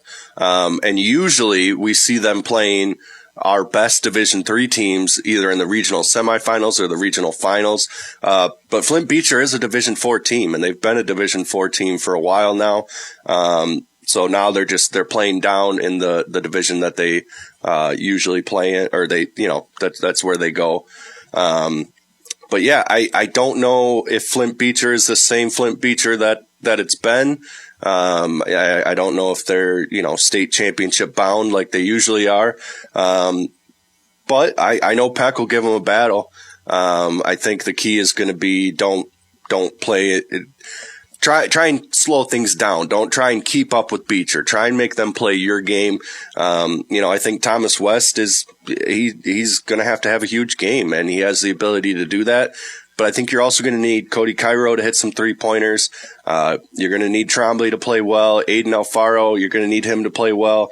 And they all have the ability to do that. But again, you're going to be going into Flint Beecher. That's a legendary high school gym there. It's a tough place to play. So yeah, it's a tough district. So, and Kingston has one more league game. They have Deckerville this week, and that'll be tomorrow against Deckerville, I believe. Or, no, actually, that's Friday, the 20th. Okay. Yeah, Kingston, because that's their 22nd game. You can only play 22, I believe, in high school boys basketball.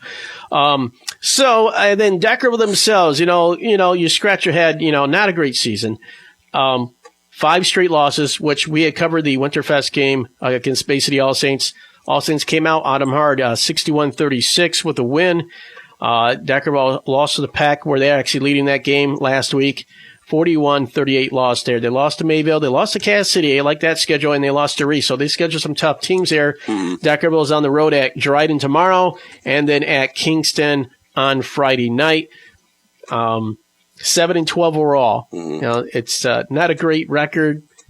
We'll see what they can do in playoffs. They have in playoffs Division IV, District 128 at Akron Fairgrove High School. Akron Fairgrove is not an easy team to beat. No. Peck found that out. Yep. But that's who Carsonville Port Sanilac will draw in the first game on Monday night in the districts. That'll be on Monday night. North Huron against Caseville for the umpteenth time, because it's been a back-and-forth battle between those two teams. Yes. Wednesday, Ubley is in this district, heavily favored, I would say, in this one.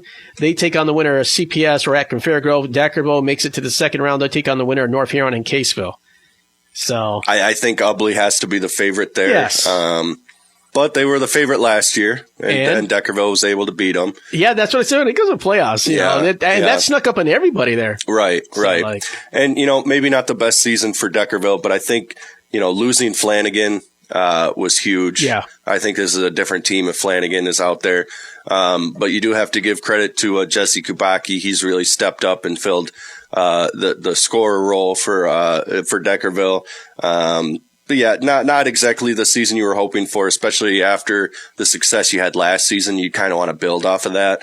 I'm going to go with Ubley in that one. I do think CPS gets past Akron Fairgrove, and, maybe they can, hang around with Ubley, but because CPS has been playing some pretty good basketball lately. But, give me the Bearcats in that one. Okay, that's that district. Yeah. Deckerville, we covered that game on Friday night, lost. Tell me about this team. I mean, they got the players. It's just I think with the All Saints game specifically, I think All Saints they had 12 3-pointers, and they were without their top player. Scoring and rebounding leader Jack Wetters, who went out with ACL. So the guys really rallied around each other in this game. So it was a good win.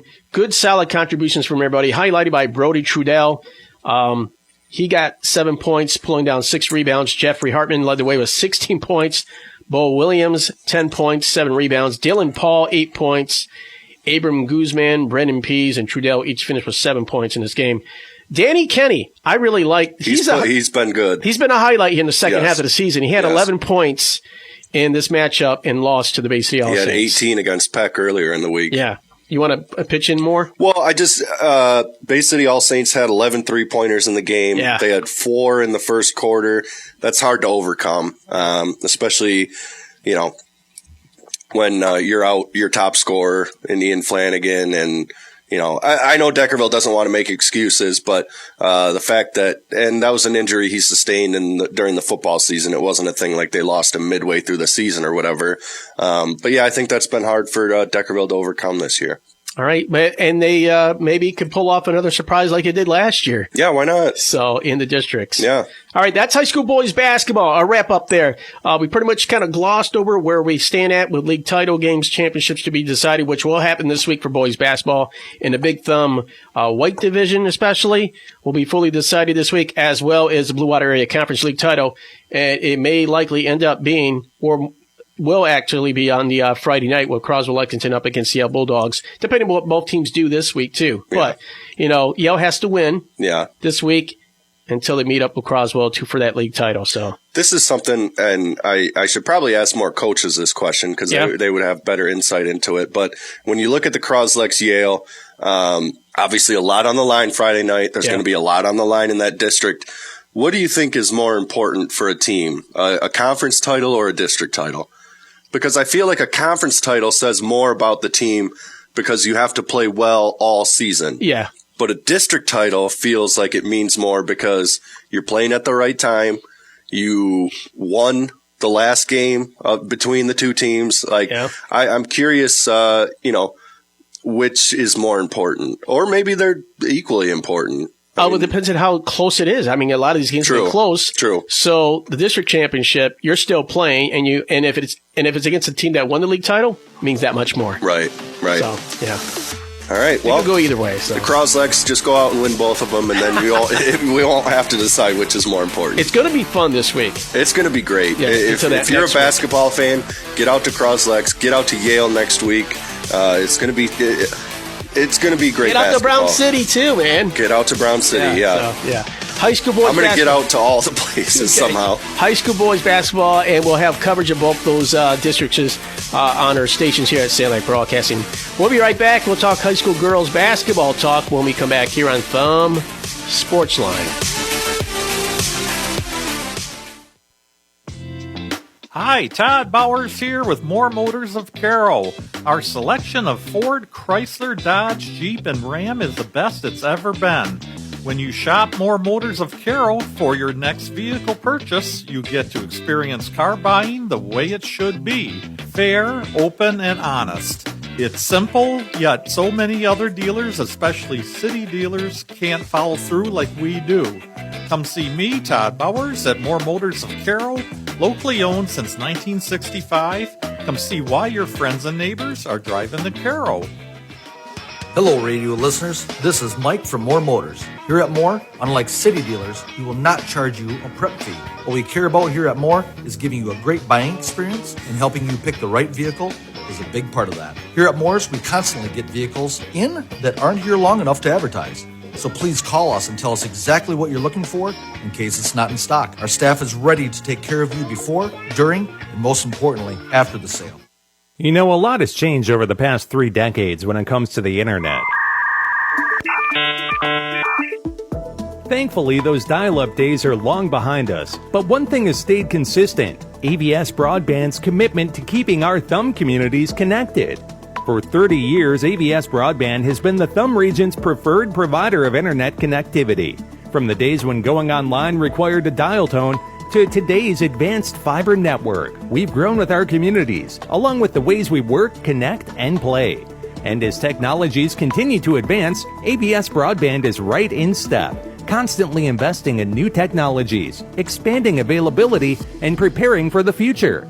This is all to provide you, our neighbors and customers, with the best Wi-Fi experience. The 30th anniversary celebration is just getting started, so follow along on the AVS Broadband Facebook page for special events, giveaways, and happenings. Not a customer? Let's change that. Visit avsbroadband.com or call us at 888-282-4932 to experience the local difference we provide. AVS Broadband, keeping you connected to what matters most.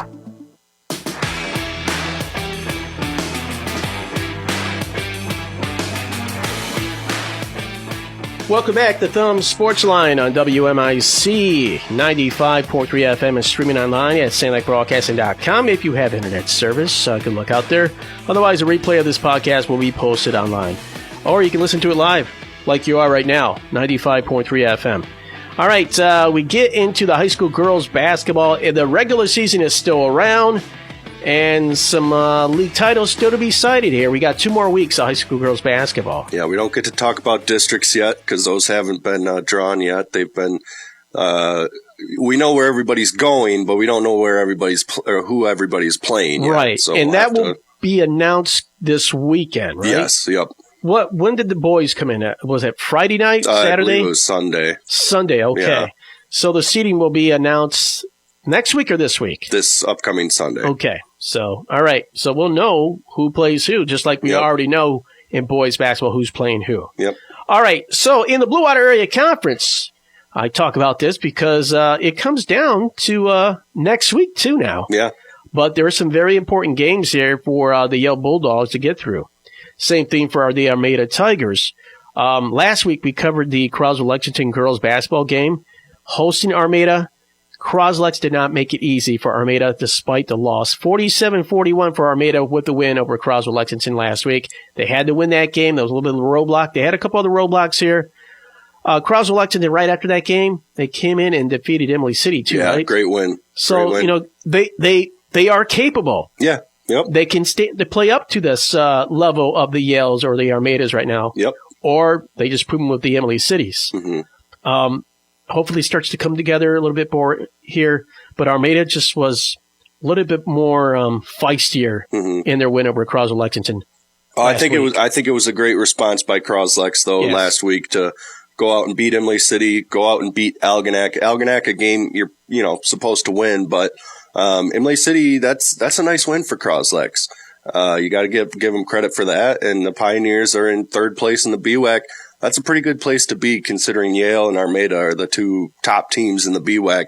Now you did take on Kingston. Yeah. That, we know what Kingston is. Yes. There's no shame in losing to Kingston. I know Croslex is a bigger school and everything, but that's not really how Kingston girls basketball works. They'll take on anybody. They'll beat anybody. Molly Walker had 44 points in that game against Croslex. But yeah, they have a chance to play spoiler against Yale. The first time around, it didn't go all that well, but I think Croslex is playing good basketball right now. Yeah, but taking on Kingston, wow. Yeah. They stuck with that. That was rescheduled from back in January 19th. They didn't have to keep that game, but they did. They kept it on their list here. They have Marysville tonight. That's a home game. And the big showdown against Yale and the doubleheader of boys and girls basketball this coming Friday night. We will be covering that game. The next week they'll have Elmont finish the season against Port Huron, who Yale just beat last night. Okay. So that game against Armada happened a couple weeks ago because last week we did the CPS girls All Saints game. We'll talk about that when we get to that point. Yeah. For the Yale Bulldog girls, good win over Port Huron, non-league game to prepare themselves for Deckerville tonight and Croswell-Lexington on Friday night. They have Armada on the 24th here. So Armada just has to keep winning here because they're 1 game behind. That loss was to the Yale Bulldogs earlier in the season. Armada this week, they will have, because I remember us talking about how all these teams were playing against each other in the next 3 or 4 weeks here. Right. Armada is on the road at North Branch, and that will be on Thursday. Last night, they took on Bridgeport, 43-40. They made a shot in the right corner with 5 seconds left on an inbounds pass, made the 3-point shot. By the time Bridgeport got the ball, there was no timeouts. They ran out of time right there from the far side to come in. So I give credit to Bridgeport to tie this up and take the lead in this game at one point, but Armada had to fight back in this one. So that maybe will help them prepare at North Branch, who can be a scary team. And they'll have Rochester Hills, Luther Northwest before they meet up on Tuesday, their final regular season game against Yale Bulldogs. What a way to end your season. Yeah, it's really nice how these league titles have lined up so perfectly. Yeah. Croslex Yale boys, Yale Armada girls. Yeah. Deckerville Kingston girls, Brown City Sandusky girls. they're all the final conference games of the season, and it's pretty exciting for us. Do you know the groupings right now of where these teams are at? For districts? Yes. Yeah. Yep. So you can search and see what teams are in the district and where the district is going to be played. Right. But it just hasn't been seeded yet. Right. So. Okay. Do you want to talk about that, or do you want to wait till? Let's wait till next week. Okay. Let's wait till next week because, we gotta get the seedings. We got a lot of work to do here. Yeah. So, But how about Deckerville and Deckerville girls scheduling this game against the Young Bulldogs? I love it, and I'm excited to see how that plays out. I think it's one of those things where you can't necessarily look at the final score. Although there's no saying that Deckerville can't win this game either. They're talented. They can go out and beat a team like Yale. But if you don't, it's still because before they picked up this game with Yale, Deckerville had no game this week. So all week you're just sitting there waiting for Kingston. You're thinking about Kingston. You don't have a game to play. Yes. At least go out and get a game, play somebody. And, like I said earlier, if you're preparing for Molly Walker in Kingston, Sadie Dykstra and Yale is about as close as you can get. So I'm looking forward to getting that email from Coach Kirkpatrick tonight to see, how they did, but I love it. I'm glad Deckerville picked up the game. Yeah, that game's happening right now. So, yes, it's happening as we speak. Yes. So you can watch it online. Yeah. Of course, the replay of this, the game's already over. So, yeah. Yeah. So, yep. Yeah, all right. So the Yale Bulldogs against Deckerville tonight. And again, Yale, big showdown against Croswell Lexington girls. We don't know, Croswell Lexington could show it out of the blue here, Why not? And take on the Yale Bulldogs. We'll have that game on WBGB 92.5. The tip-off will be at 6 o'clock. Our pregame probably going to be around 5:30 p.m. to lead in to back-to-back games of boys and girls at Croswell Lexington. So looking forward to that coverage. Plus, I get to see Sadie Dykstra, finally. Right. So I'm looking forward to that. All right, we're going to take a quick break. When we come back, last week we did the Carson-LaPorte Sanilac girls basketball game against the ACD All Saints. We'll talk about that and then end our note on the Big Thumb Black and White division because a lot of implications coming over here this coming week for league championships. We'll be right back here on WMIC Thumb Sportsline on 95.3 FM. Our overnight forecast becoming cloudy with rain developing late tonight. And overnight low temperatures 38 to 40. It'll be cloudy on Wednesday, periods of rain, high temperatures 54 to 56. And for the day Thursday, partly sunny, highs 46 to 51. For the WMIC and WTGV 24-hour weather center, I'm meteorologist John McMurray. Tri-County Equipment, we got it all. Farmers, right now, you're not in the field. It's the perfect time to take advantage of Tri-County Equipment's off-season service and inspection program. This program includes inspections for square and round balers, combines, utility tractors, row crop tractors, and four-wheel drive tractors. The John Deere specialists at Tri-County Equipment will come right to your farm and do on-site inspections. Call or stop in at your nearest Tri-County Equipment location for complete information. Tri-County Equipment, your locally owned John Deere dealer, with 11 locations serving Michigan farmers in Sandusky, Marlette, Bad Axe, Carroll, Burton, Lapeer, Fenton, Reese, Saginaw, Birch Run, and Auburn Hills. Visit them on the website at tricountyequipment.net and like them on Facebook. Tri-County Equipment, we got it all.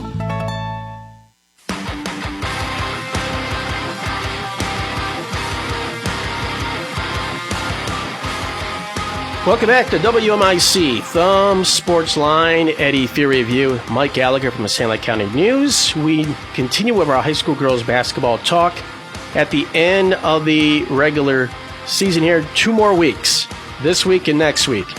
I was able to catch the Carson-LaPorte Sanilac high school girls basketball team. They went up against the Bay City All Saints. Very critical game. They needed to at least maybe be in play for that league title. They hosted the Bay City All Saint Cougars, and it was an exciting game, It was, yeah. Until in a span of 2 minutes, boom. Yeah. It just fell apart for the Carson-LaPorte Sanilac Tigers. They were ahead 25-20 at one point. Mm-hmm. And then within 2 minutes, 10-point lead for the Bay City All-Saint Cougars. I feel that maybe the Tigers got a little bit flustered there. They had a turnovers. Kudos to the All-Saint Cougar girls taking advantage of that as they brought in the four-court press more so in the second half, and that really disrupted the CPS Tigers girls. And it just took them took the gas right out of them in that quarter. Right. But I do want to say CPS didn't back down. No. That's a young CPS team. They were trailing at halftime, and they scored the first 6 points of the third quarter. And it really looked like they were taking control of that game. But All Saints is All Saints, and you have to play mistake-free basketball. And really, it was just a little stretch in that third quarter, and then I believe All Saints finished the game on a 19-3 run. Yeah, it just a crazy impressive. But Emily Cole had a great game. You could tell that CPS was really trying to get her involved, and she was getting double and triple team. Yes, and she was still getting buckets. Shout out to Allie Richmond, who came back to play the game just because it was that important. You could tell she was hurting out there. She's still hurting from her injury, but they needed her out there. But yeah, All Saints was very impressive. But I liked what I saw from CPS because they were down 4 or 5 at halftime, and that easily could have been the end of it. But they battled back. They took the lead. They built a lead. But yeah, I mean, it was, I listened back to your replay from the broadcast because I was trying to, I couldn't keep up with it when it happened because the CPS was at the free throw line, missed a free throw. Yep. And then it was like 5 straight points from All Saints right there. Like Boom. It was, it happened fast. And, but it was a good showing from CPS, and we've talked about it all season. This is still a very young team, and this team is going to win a Big Thumb Conference Red Division title. But this year, it wasn't their time yet. Yeah, it was 19-15, I believe, at the half. Yes, so, and then CPS came back and took the lead in the third quarter. Yes, before things, the lead was too great of CPS to try to catch back up because All Saints started dropping shots from the outside a little bit better. Yeah. So for All Saints, they defeated Akron Fairgrove. That was a needed win, 59-28. They lost to Merrill last night. They have Caseville. They have Owen Gage coming up, and they have North Huron next week in all Gray Sims and non-league play there. So CPS would need All Saints to lose to Caseville. Yep. And lose to Owen Gage, and then CPS would also need to win out. Yeah, but they got North Huron too. All Saints does next week. Oh, you're right. Yeah. So they got 3 left. They got 3 league games left here. So if they lose all 3 of them, yes, then CPS is the champion. Yes, but CPS, they have to take care of business. They have to win out as well. They have North Huron tonight on the 17th. They have Akron Fairgrove on Thursday. They still have Owen Gage on the 24th. Yeah. And then Mayville non-league conference. Yeah. So both teams went out, or CPS basically needs a lot of help there. Right. And I don't think All Saints, Coach Debo did a really good job of adjustment in the second half. Absolutely. To disrupt the CPS Tigers. Yeah. Even Coach Richmond gave credit to Coach Debo. She really respects him. And, yeah. Good coach. But he was very complimentary. He goes, hey, this young team, they showed some spunk out there. Right. If they could just get their passes, a little bit better, ball handling skill wise, and not wait for the defender. Maybe I felt like they needed to push themselves and draw fouls because they were right there in front of the basket. If you saw in that game, a lot of players were for CPS. Right. I don't think they just need to push themselves and go ahead and take those. Take the abuse, I guess you could say. Well, and I think against a team like All Saints, you can't give them any extra chances, Yeah. And when you turn the ball over, because I thought CPS played well defensively, but when you turn the ball over, those are easier baskets for All Saints because they did pretty well in the transition game.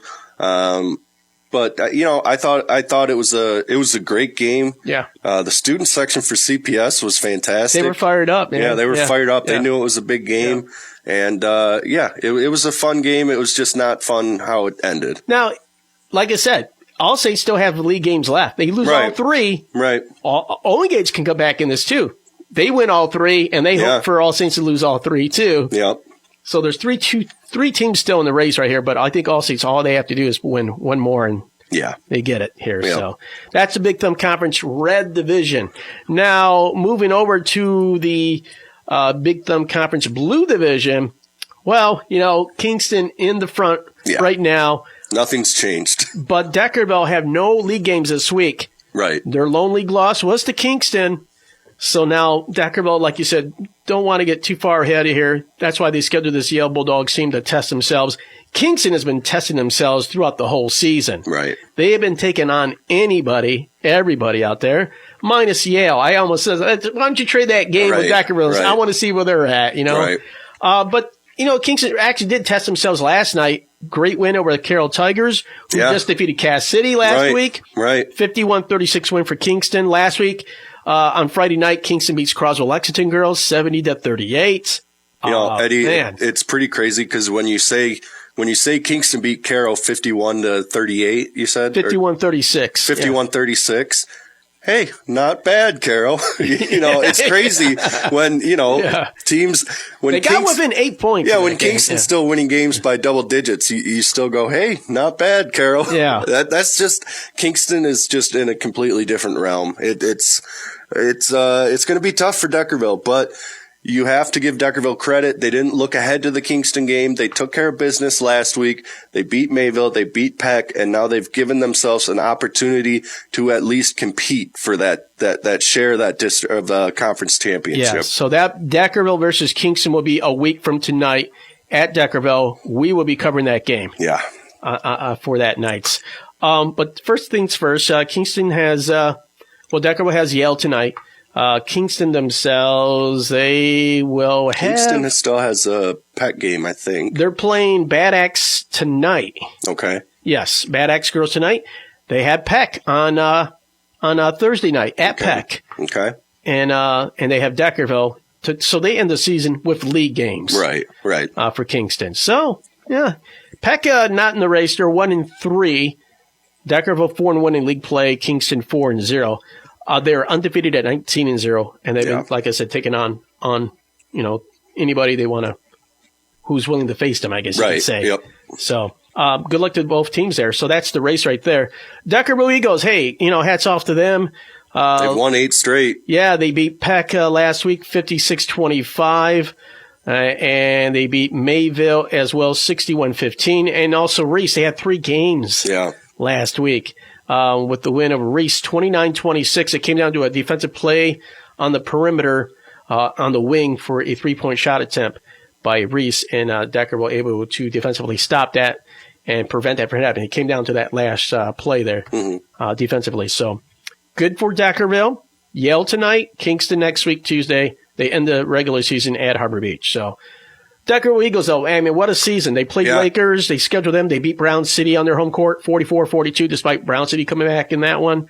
Their 2 losses are to Kingston, league play, 34-53. Not bad. Right. They got pretty close. They got pretty close in that game, too, at Kingston at one point. And their other loss was the first game to start the season, 38-52 to Cass City. Right. So another good team there. Yep. They took on Ubly, who, well, we'll leave that. They're a good team. Talk later on in the districts. Yeah. So, they schedule some tough games, and I like how they schedule this Yale game. Again, why not? So, it's going to be exciting. Come next week on a Tuesday night, we'll have that game coverage on WBGB 92.5. Going to be a busy week next week. Yeah. Tuesday night game. Yep. Wednesday games, and then Friday night championship district games in high school police. The best time of the year, though, Eddie. Yeah. But pretty much it comes down to Kingston and Deckerville for the Big Thumb Conference Blue Division title. Yep. So both teams, Kingston looking for outright, Deckerville looking for a share. Yeah. So there you go. All right. That is the Big Thumb Conference Blue and Red Division. When we come back, look out. We got the Black and White Division to talk about.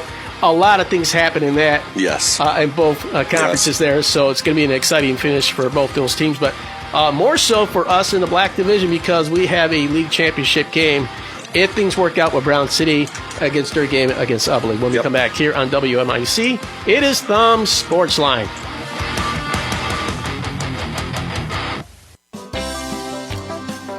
All across the Thumb and Blue Water area, there's one propane supplier that's ready to serve you. It's Kohler Propane, with locations in Brown City, Memphis, and Bad Axe. Kohler Propane, where they strive to keep your fuel bill down and provide you with the best possible service. They guarantee their propane prices for 1 full year. There's free tank inspection and free safety inspection, plus keep full and budget plans are available. If you are not a current Kohler customer, now's the time to make the switch and call Kohler's. Whether it's propane for your home's heating system or for your farm or business, they're ready to serve you. Remember, Kohler's covers the entire Thumb and Blue Water area. For information, call toll-free 800-572-2191. That's 800-572-2191. Or visit getkohlers.com. Remember, nobody gives you gas like Kohler's. Liberty Lanes and Sandusky salutes the area athletes for their accomplishments and academic achievements. On your way to or from the game, come on into Liberty Lanes for a pizza or one of the many tasty entrees on the menu. Enjoy their Friday fish specials and come back for the Sunday brunch. Liberty Lanes also has banquet facilities available. For information or to place an order to go, call 810-648-9860. That's 810-648-9860. Liberty Lanes, your family dining and bowling center in West Park, Sandusky. Serving you for more than 40 years. You can find Liberty Lanes on Facebook.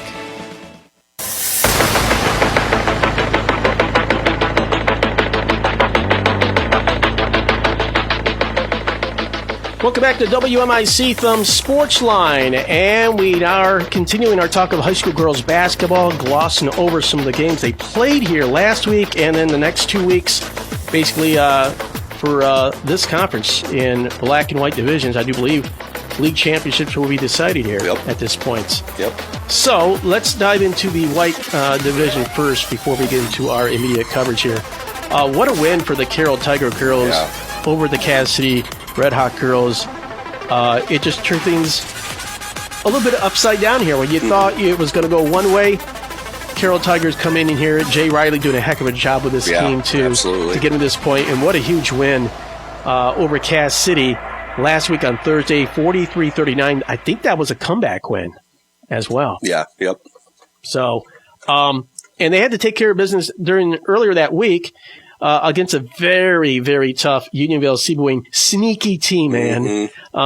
They got an overtime win there, 37-35. Looking back in time, Carroll avenged their earlier season loss to Cass City, 26-34, back on the 20th. And they did sweep Unionville-Sebewaing 48-24, but USA girls played even better up to that point in their rematch against Carroll last week on February 10th. But huge win here for the Carroll Tigers over Cass City, 43-39. Now, they got help to get to this point because Cass City had 2 losses. They had a loss to Millington. If you recall. And that's why it kind of that's what throws everything off, because right now Cass City and Carroll should be tied for, first place in the white. But Carroll getting some help from Millington, and now they're in the driver's seat. They just got to finish off. I don't know who they have left, but they control their own destiny. So so Millington defeated Cass City back on the 22nd of January, 39-35. And then they lost to Carroll because I thought, well, look out, Millington's going to beat Carroll too. No, Carroll said, they saw that game. It was like, They got the win over Millington, 28-56. And then Millington themselves last week, they lose to Bad Axe and Reese. So you scratch your head, woulda, coulda, shoulda, but hey, man, they beat Cass City. And, depending if the players were there or not, Millington, like I said, I back then when we were talking about this, they took advantage of that aspect. Cass City were on a winning streak here. They had a 5-game win streak until their loss to Carroll last week on Thursday. Again, they lose 39-43, but they had 5 straight wins. They won over Reese league game. They won over Lakers league game. Won over Bad Axe league game. Defeated Union. I thought might be a little bit of a mini roadblock in the 5th to USA Patriot girls, but that was 53-43, 10-point win. They took on Genesee. Remember that? I remember us talking about that, the 2,000-point shooter over there. 71-32, a huge win there. but then the loss to the Carroll Tigers, 39-43. They have Millington tonight. Okay. They want to avenge that early season loss, but they got to win this game to stay in the hunt because they still have Reese on Thursday night in league play. They have regular season games and non-conference games against Memphis and Sandusky. So I like that Sandusky matchup for Cass City, too. Yeah. For the Carroll Tigers, they have, after winning last week over Carroll, they lost to Kingston last night. They scheduled that game, 51-36, but they have Reese and Millington also this week. So all those teams creating a little bit of drama there. Are they playing tonight, Tuesday? They're playing tonight against Reese. Okay. Home game for Carroll. They're at Millington on Thursday night. But listen to these teams they got next week. They're playing 3 games in 1 week in the regular season. At Freeland, Emily City, and Duran. Wow. What a schedule. That's a good way to wrap up the season. Coach Riley, what are you doing out there? He's preparing his team here. Yeah, well, because that district's going to be tough if they are Division II as with the boys basketball team. But tonight, if they get a win, they clinch a share of the title. Yeah. Which is pretty impressive for Carroll because I think coming into the season, everybody kind of thought it was Cass City and everybody else. Yeah. I don't think many people other than Scott Bowlesby were giving the Tigers much of a chance. Really? Yeah. Good for him. Yeah. that was that his game of the week last week or?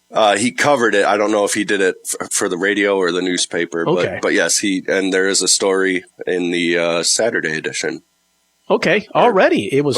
No. Saturday or okay. Yeah. I'll have to check because I get the I get that rag too. So I get the online edition of it. So I don't know if I had a recap on that or not. Let me see if I had anything on that game. Yeah, Carroll found a good way to win that difficult game, knocking off the 9th ranked Cass City at the time. Mm-hmm. I think in the AP poll. Yep. Cass City led 13-9 after 1 quarter. 22-19 at halftime, 29-28 heading into the 4th quarter. The Carroll Tiger girls outscored Cass City 15-10 in the 4th to claim its 7th consecutive win, dating back to a 34-26 loss to Cass City back in January 20th. Normandy Geiger led the invasion for Carroll's second half rally, scoring 14 of her team high 18 points, World War II, by the way, in the second half. Brooklyn Osborne followed 11 points. Braylon Gutierrez had 8 points with the win over the Cass City Red Hawk girls. You like how I did that? Yeah. Okay. Yeah. All right. I'll let you have the Normandy one. All right. Only because you're a veteran. Okay.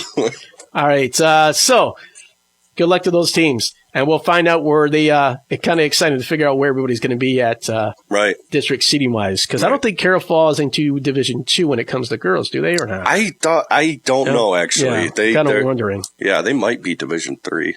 All right. So moving on now to our immediate coverage area teams. It's the Black Division in the Big Thumb Conference. Our game of the week comes Thursday night. If things pan out, this will be for a league championship game. Sandusky has Marlette tonight.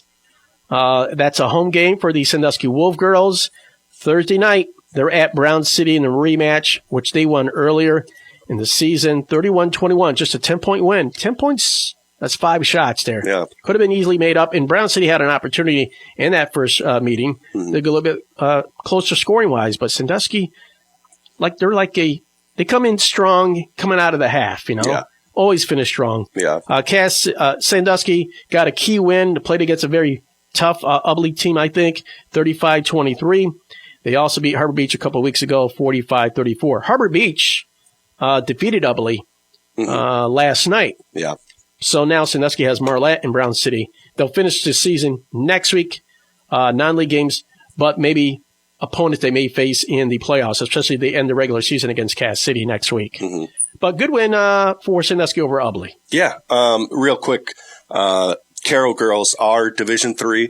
They will be at the Bad Axe district with Bad Axe, Cass City, Laker, Harbor Beach, and USA.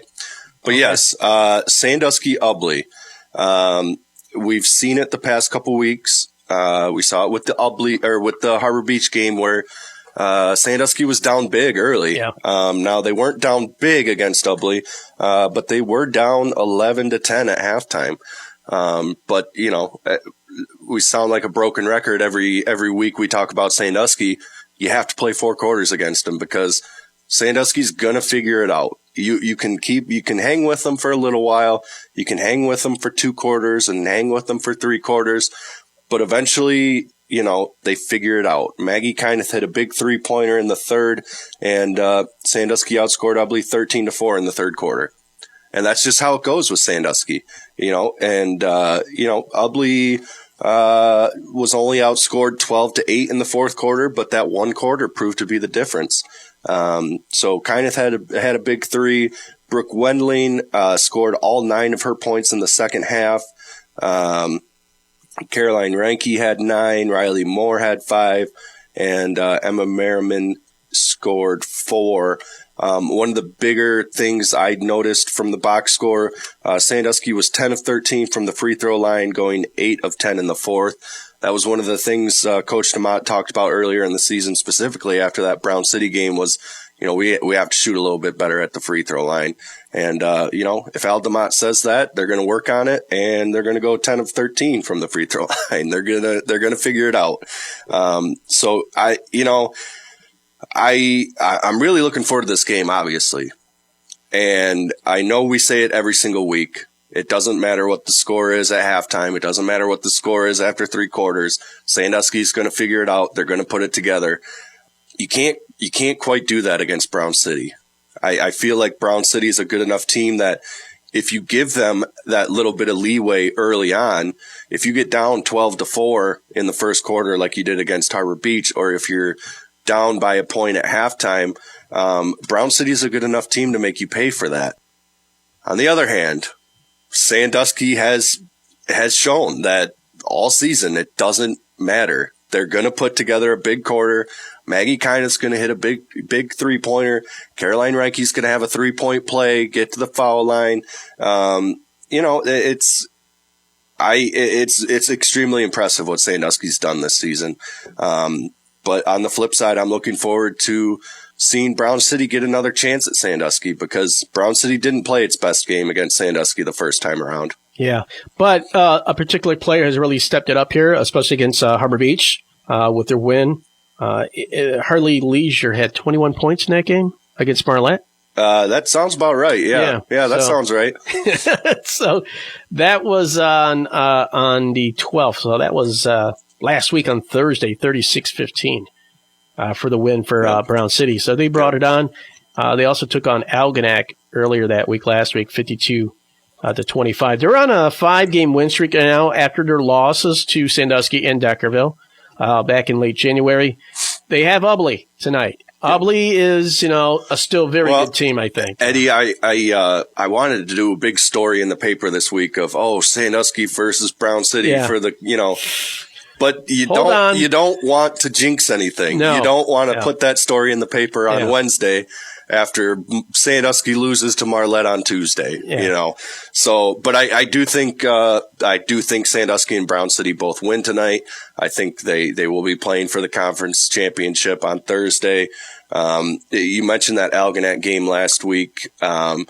Maddie Thorley, 22 points, 7 rebounds in that game. They could use her help here. They could use that. And Ubley tonight and then against Sandusky. So. And that first time around, she got into some early foul trouble. And that was a huge loss for Brown City because she's become a great scoring option alongside Harley Leisure. So I'm looking forward to this game. I don't know what else to say. I think you just got to roll out the ball and just get it going, and we'll see. I mean, it's hard to go against Sandusky because of what they've done all season. Yeah, but it's still going to be hard against Ubley. Ubley and Harbor Beach last night, it was 13-13 at the half. Okay. But Harbor Beach had outscored them in the third quarter 11-5. Ubley outscored them 11-9 in the fourth quarter. So just by 4 points here. Mm-hmm. Harbor Beach hung in there and won that one with a big quarter in that game. Ubley also has, several capable shooters, too, that can step it up. I think this Harbor Beach Pirate team is also getting better and better. Yep. Both teams are getting better and better. Of course. It's just that one quarter that, escapes route, and that's what Sandusky will do to you. That's what a Brown City will do to you. They'll get you in one quarter. Yep. Sandusky, I think, really controls the pace of the game. They're not going to take a lot of shots. Why you see a lot of these games low scoring? Right. They're not going to waste their time on bad shots. They're looking for a good shot and control the pace of the game, and that's what you see throughout the whole season here. But they can go on a tear, and if it's on a tear, sometimes it's on a free throw line. Right, of course, that's a good shot, a free throw. So they're waiting for that good shot, and the free throw is about as good as it gets. So I'm looking forward to this game, but take care of business first. Both teams got to take care of business. Yep. Sandusky playing Marlette. Marlette's still having their troubles here. But a young team, right? Yeah. So and overall this season, pretty good record considering where they were at last season. They're at 6-9 overall. Yeah. Now they're 1-6 in conference play, but I think it's been going pretty well for Marlette this season, at least in non-conference games. However, I don't think they're quite ready to knock off Sandusky. Well, in non-league games, with the exception of Memphis, they had 36-33 win. Nice win against Memphis, team that kind of at your level, but they had a win over Caseville and Owen Gage. A game you're supposed to win here, but at 54-49, win was a close one against Caseville. Kind of encouraging to the young team here. Yeah. And they got a win over one of the top teams in the Red Division, over Owen Gage, 60-46. Get the win over Memphis League play, 36-33. Now you ran into Brown City, 36-15, but still held them to 36 points. So you have Sandusky, and Ubly and Memphis next week, and Peck. They have a lot of games left. They do, yeah. Marlette has Sandusky tonight, Ubly on Thursday. Next week, Memphis on the 23rd. That's right away on Monday. And then they'll have Peck, North Huron. Wow. The Millington game is canceled, but quite a schedule here. Yeah. And those are all really good teams still. Yeah. So, Yep. All right. Good luck to them. But okay, Sandusky, Brown City, take care of your business so we can have I can hype up this Thursday night league championship game. And that will take place at Brown City too. Yes. Yep. So for Sandusky, that would be live on WBGV 92.5 FM. Looking forward to doing that game with Jeremy Burgess in his hometown of Brown City there to cover that game. And, of course, our other coverage game, we have the doubleheader at Croswell, Lexington, and Yale, boys and girls basketball. That will be an early start. Pregame at 5:30 p.m. Pregame for this Thursday, Brown City hosting Sandusky Girls will be at 7 o'clock. Tip-off at 7:30 on 92.5 FM. So, I'm really excited about this week. Next week, playoffs just Same like thing, that. Yeah. So, am I sad it's going to end soon? No. What? It's a long season. Yeah. We have a lot of games yet when it comes to playoffs. We're guaranteed districts, we're guaranteed regionals here for the next 4, 5, 6 weeks here. So, because we still have 2 more weeks of this. Yeah. Girls basketball this week, next week, and then we have a league championship game next week too. So yeah, I guess you're right. Yeah. So it's another 5 good weeks of basketball here. Okay. So, all right? Okay. All right, and this is where you put the gas, down here. Now we're heading forward here. There's no stopping us. Right. We're going 75 now. You might get away with going at 80, but what's the old motto? 9, you're fine. 10, you're mine. Keep it at 79. Yeah. So, all right, that's going to wrap up Thumb Sportsline for this week. Kind of glossing over where things stand, league championship week, and probably next week as well for high school girls basketball. Next week, district championships or district games in boys basketball. So I'm looking forward to that. Good luck to the Thumb Era Legion. Good luck to those wrestling teams and individuals. Bowling, too, for those teams out there. Good luck to the games in league play this week for high school boys basketball and girls this week and next week and districts next week as well. I hope a lot of our coverage area teams continue, though. So, Good luck to our listeners. Hope everything's going well for you. Yes. Sorry, we... Good luck to Eddie Fury. I hope you have a nice week, buddy. We hope that you understood all this mess. And followed it as best as you could. Yeah. Thank you for tuning in to Thumb Sportsline. Thank you, Mike Gallagher. Thank you, Eddie. Pick up the Sanilac County News. Pick up our Thumb Sports Writers Association media members' papers, too. The Huron Daily Tribune, Tom Green, the Tuscola County Advertiser with Scott Bowlesby. You have your other papers not involved with the TSA, Sandusky Tribune. You got the Minden City Herald out there. You've got the Yale Expositor out there covering all anything religious on Yale Bulldogs. Right. You also have the Tri-City Times out there doing coverage, Lapeer View out there is what Lapeer County Press, County right? Press, yep. So for their coverage, and Paul Adams, the Huron County View as well. Am I forgetting anybody? Jason Parmentier with the Quad and Pro and Varsity Monthly. Yeah. So, and a shout out to the rest of the TSA crew, Ashley Wayner Palmer, Jonathan Fisher in Wisconsin, who just continues to follow everything. He just keeps hanging in on the TSA somehow. Christian Salick and Chris Wilcox, who updated us on Millington and Carroll sports as well. So, and Clark Ramsey of WOW Sports with all the coverage. So thank you for tuning in to Thumb Sportsline. Have a great week of high school basketball action, and tune in to WVGV 92.5 for our live high school girls and boys basketball action this week.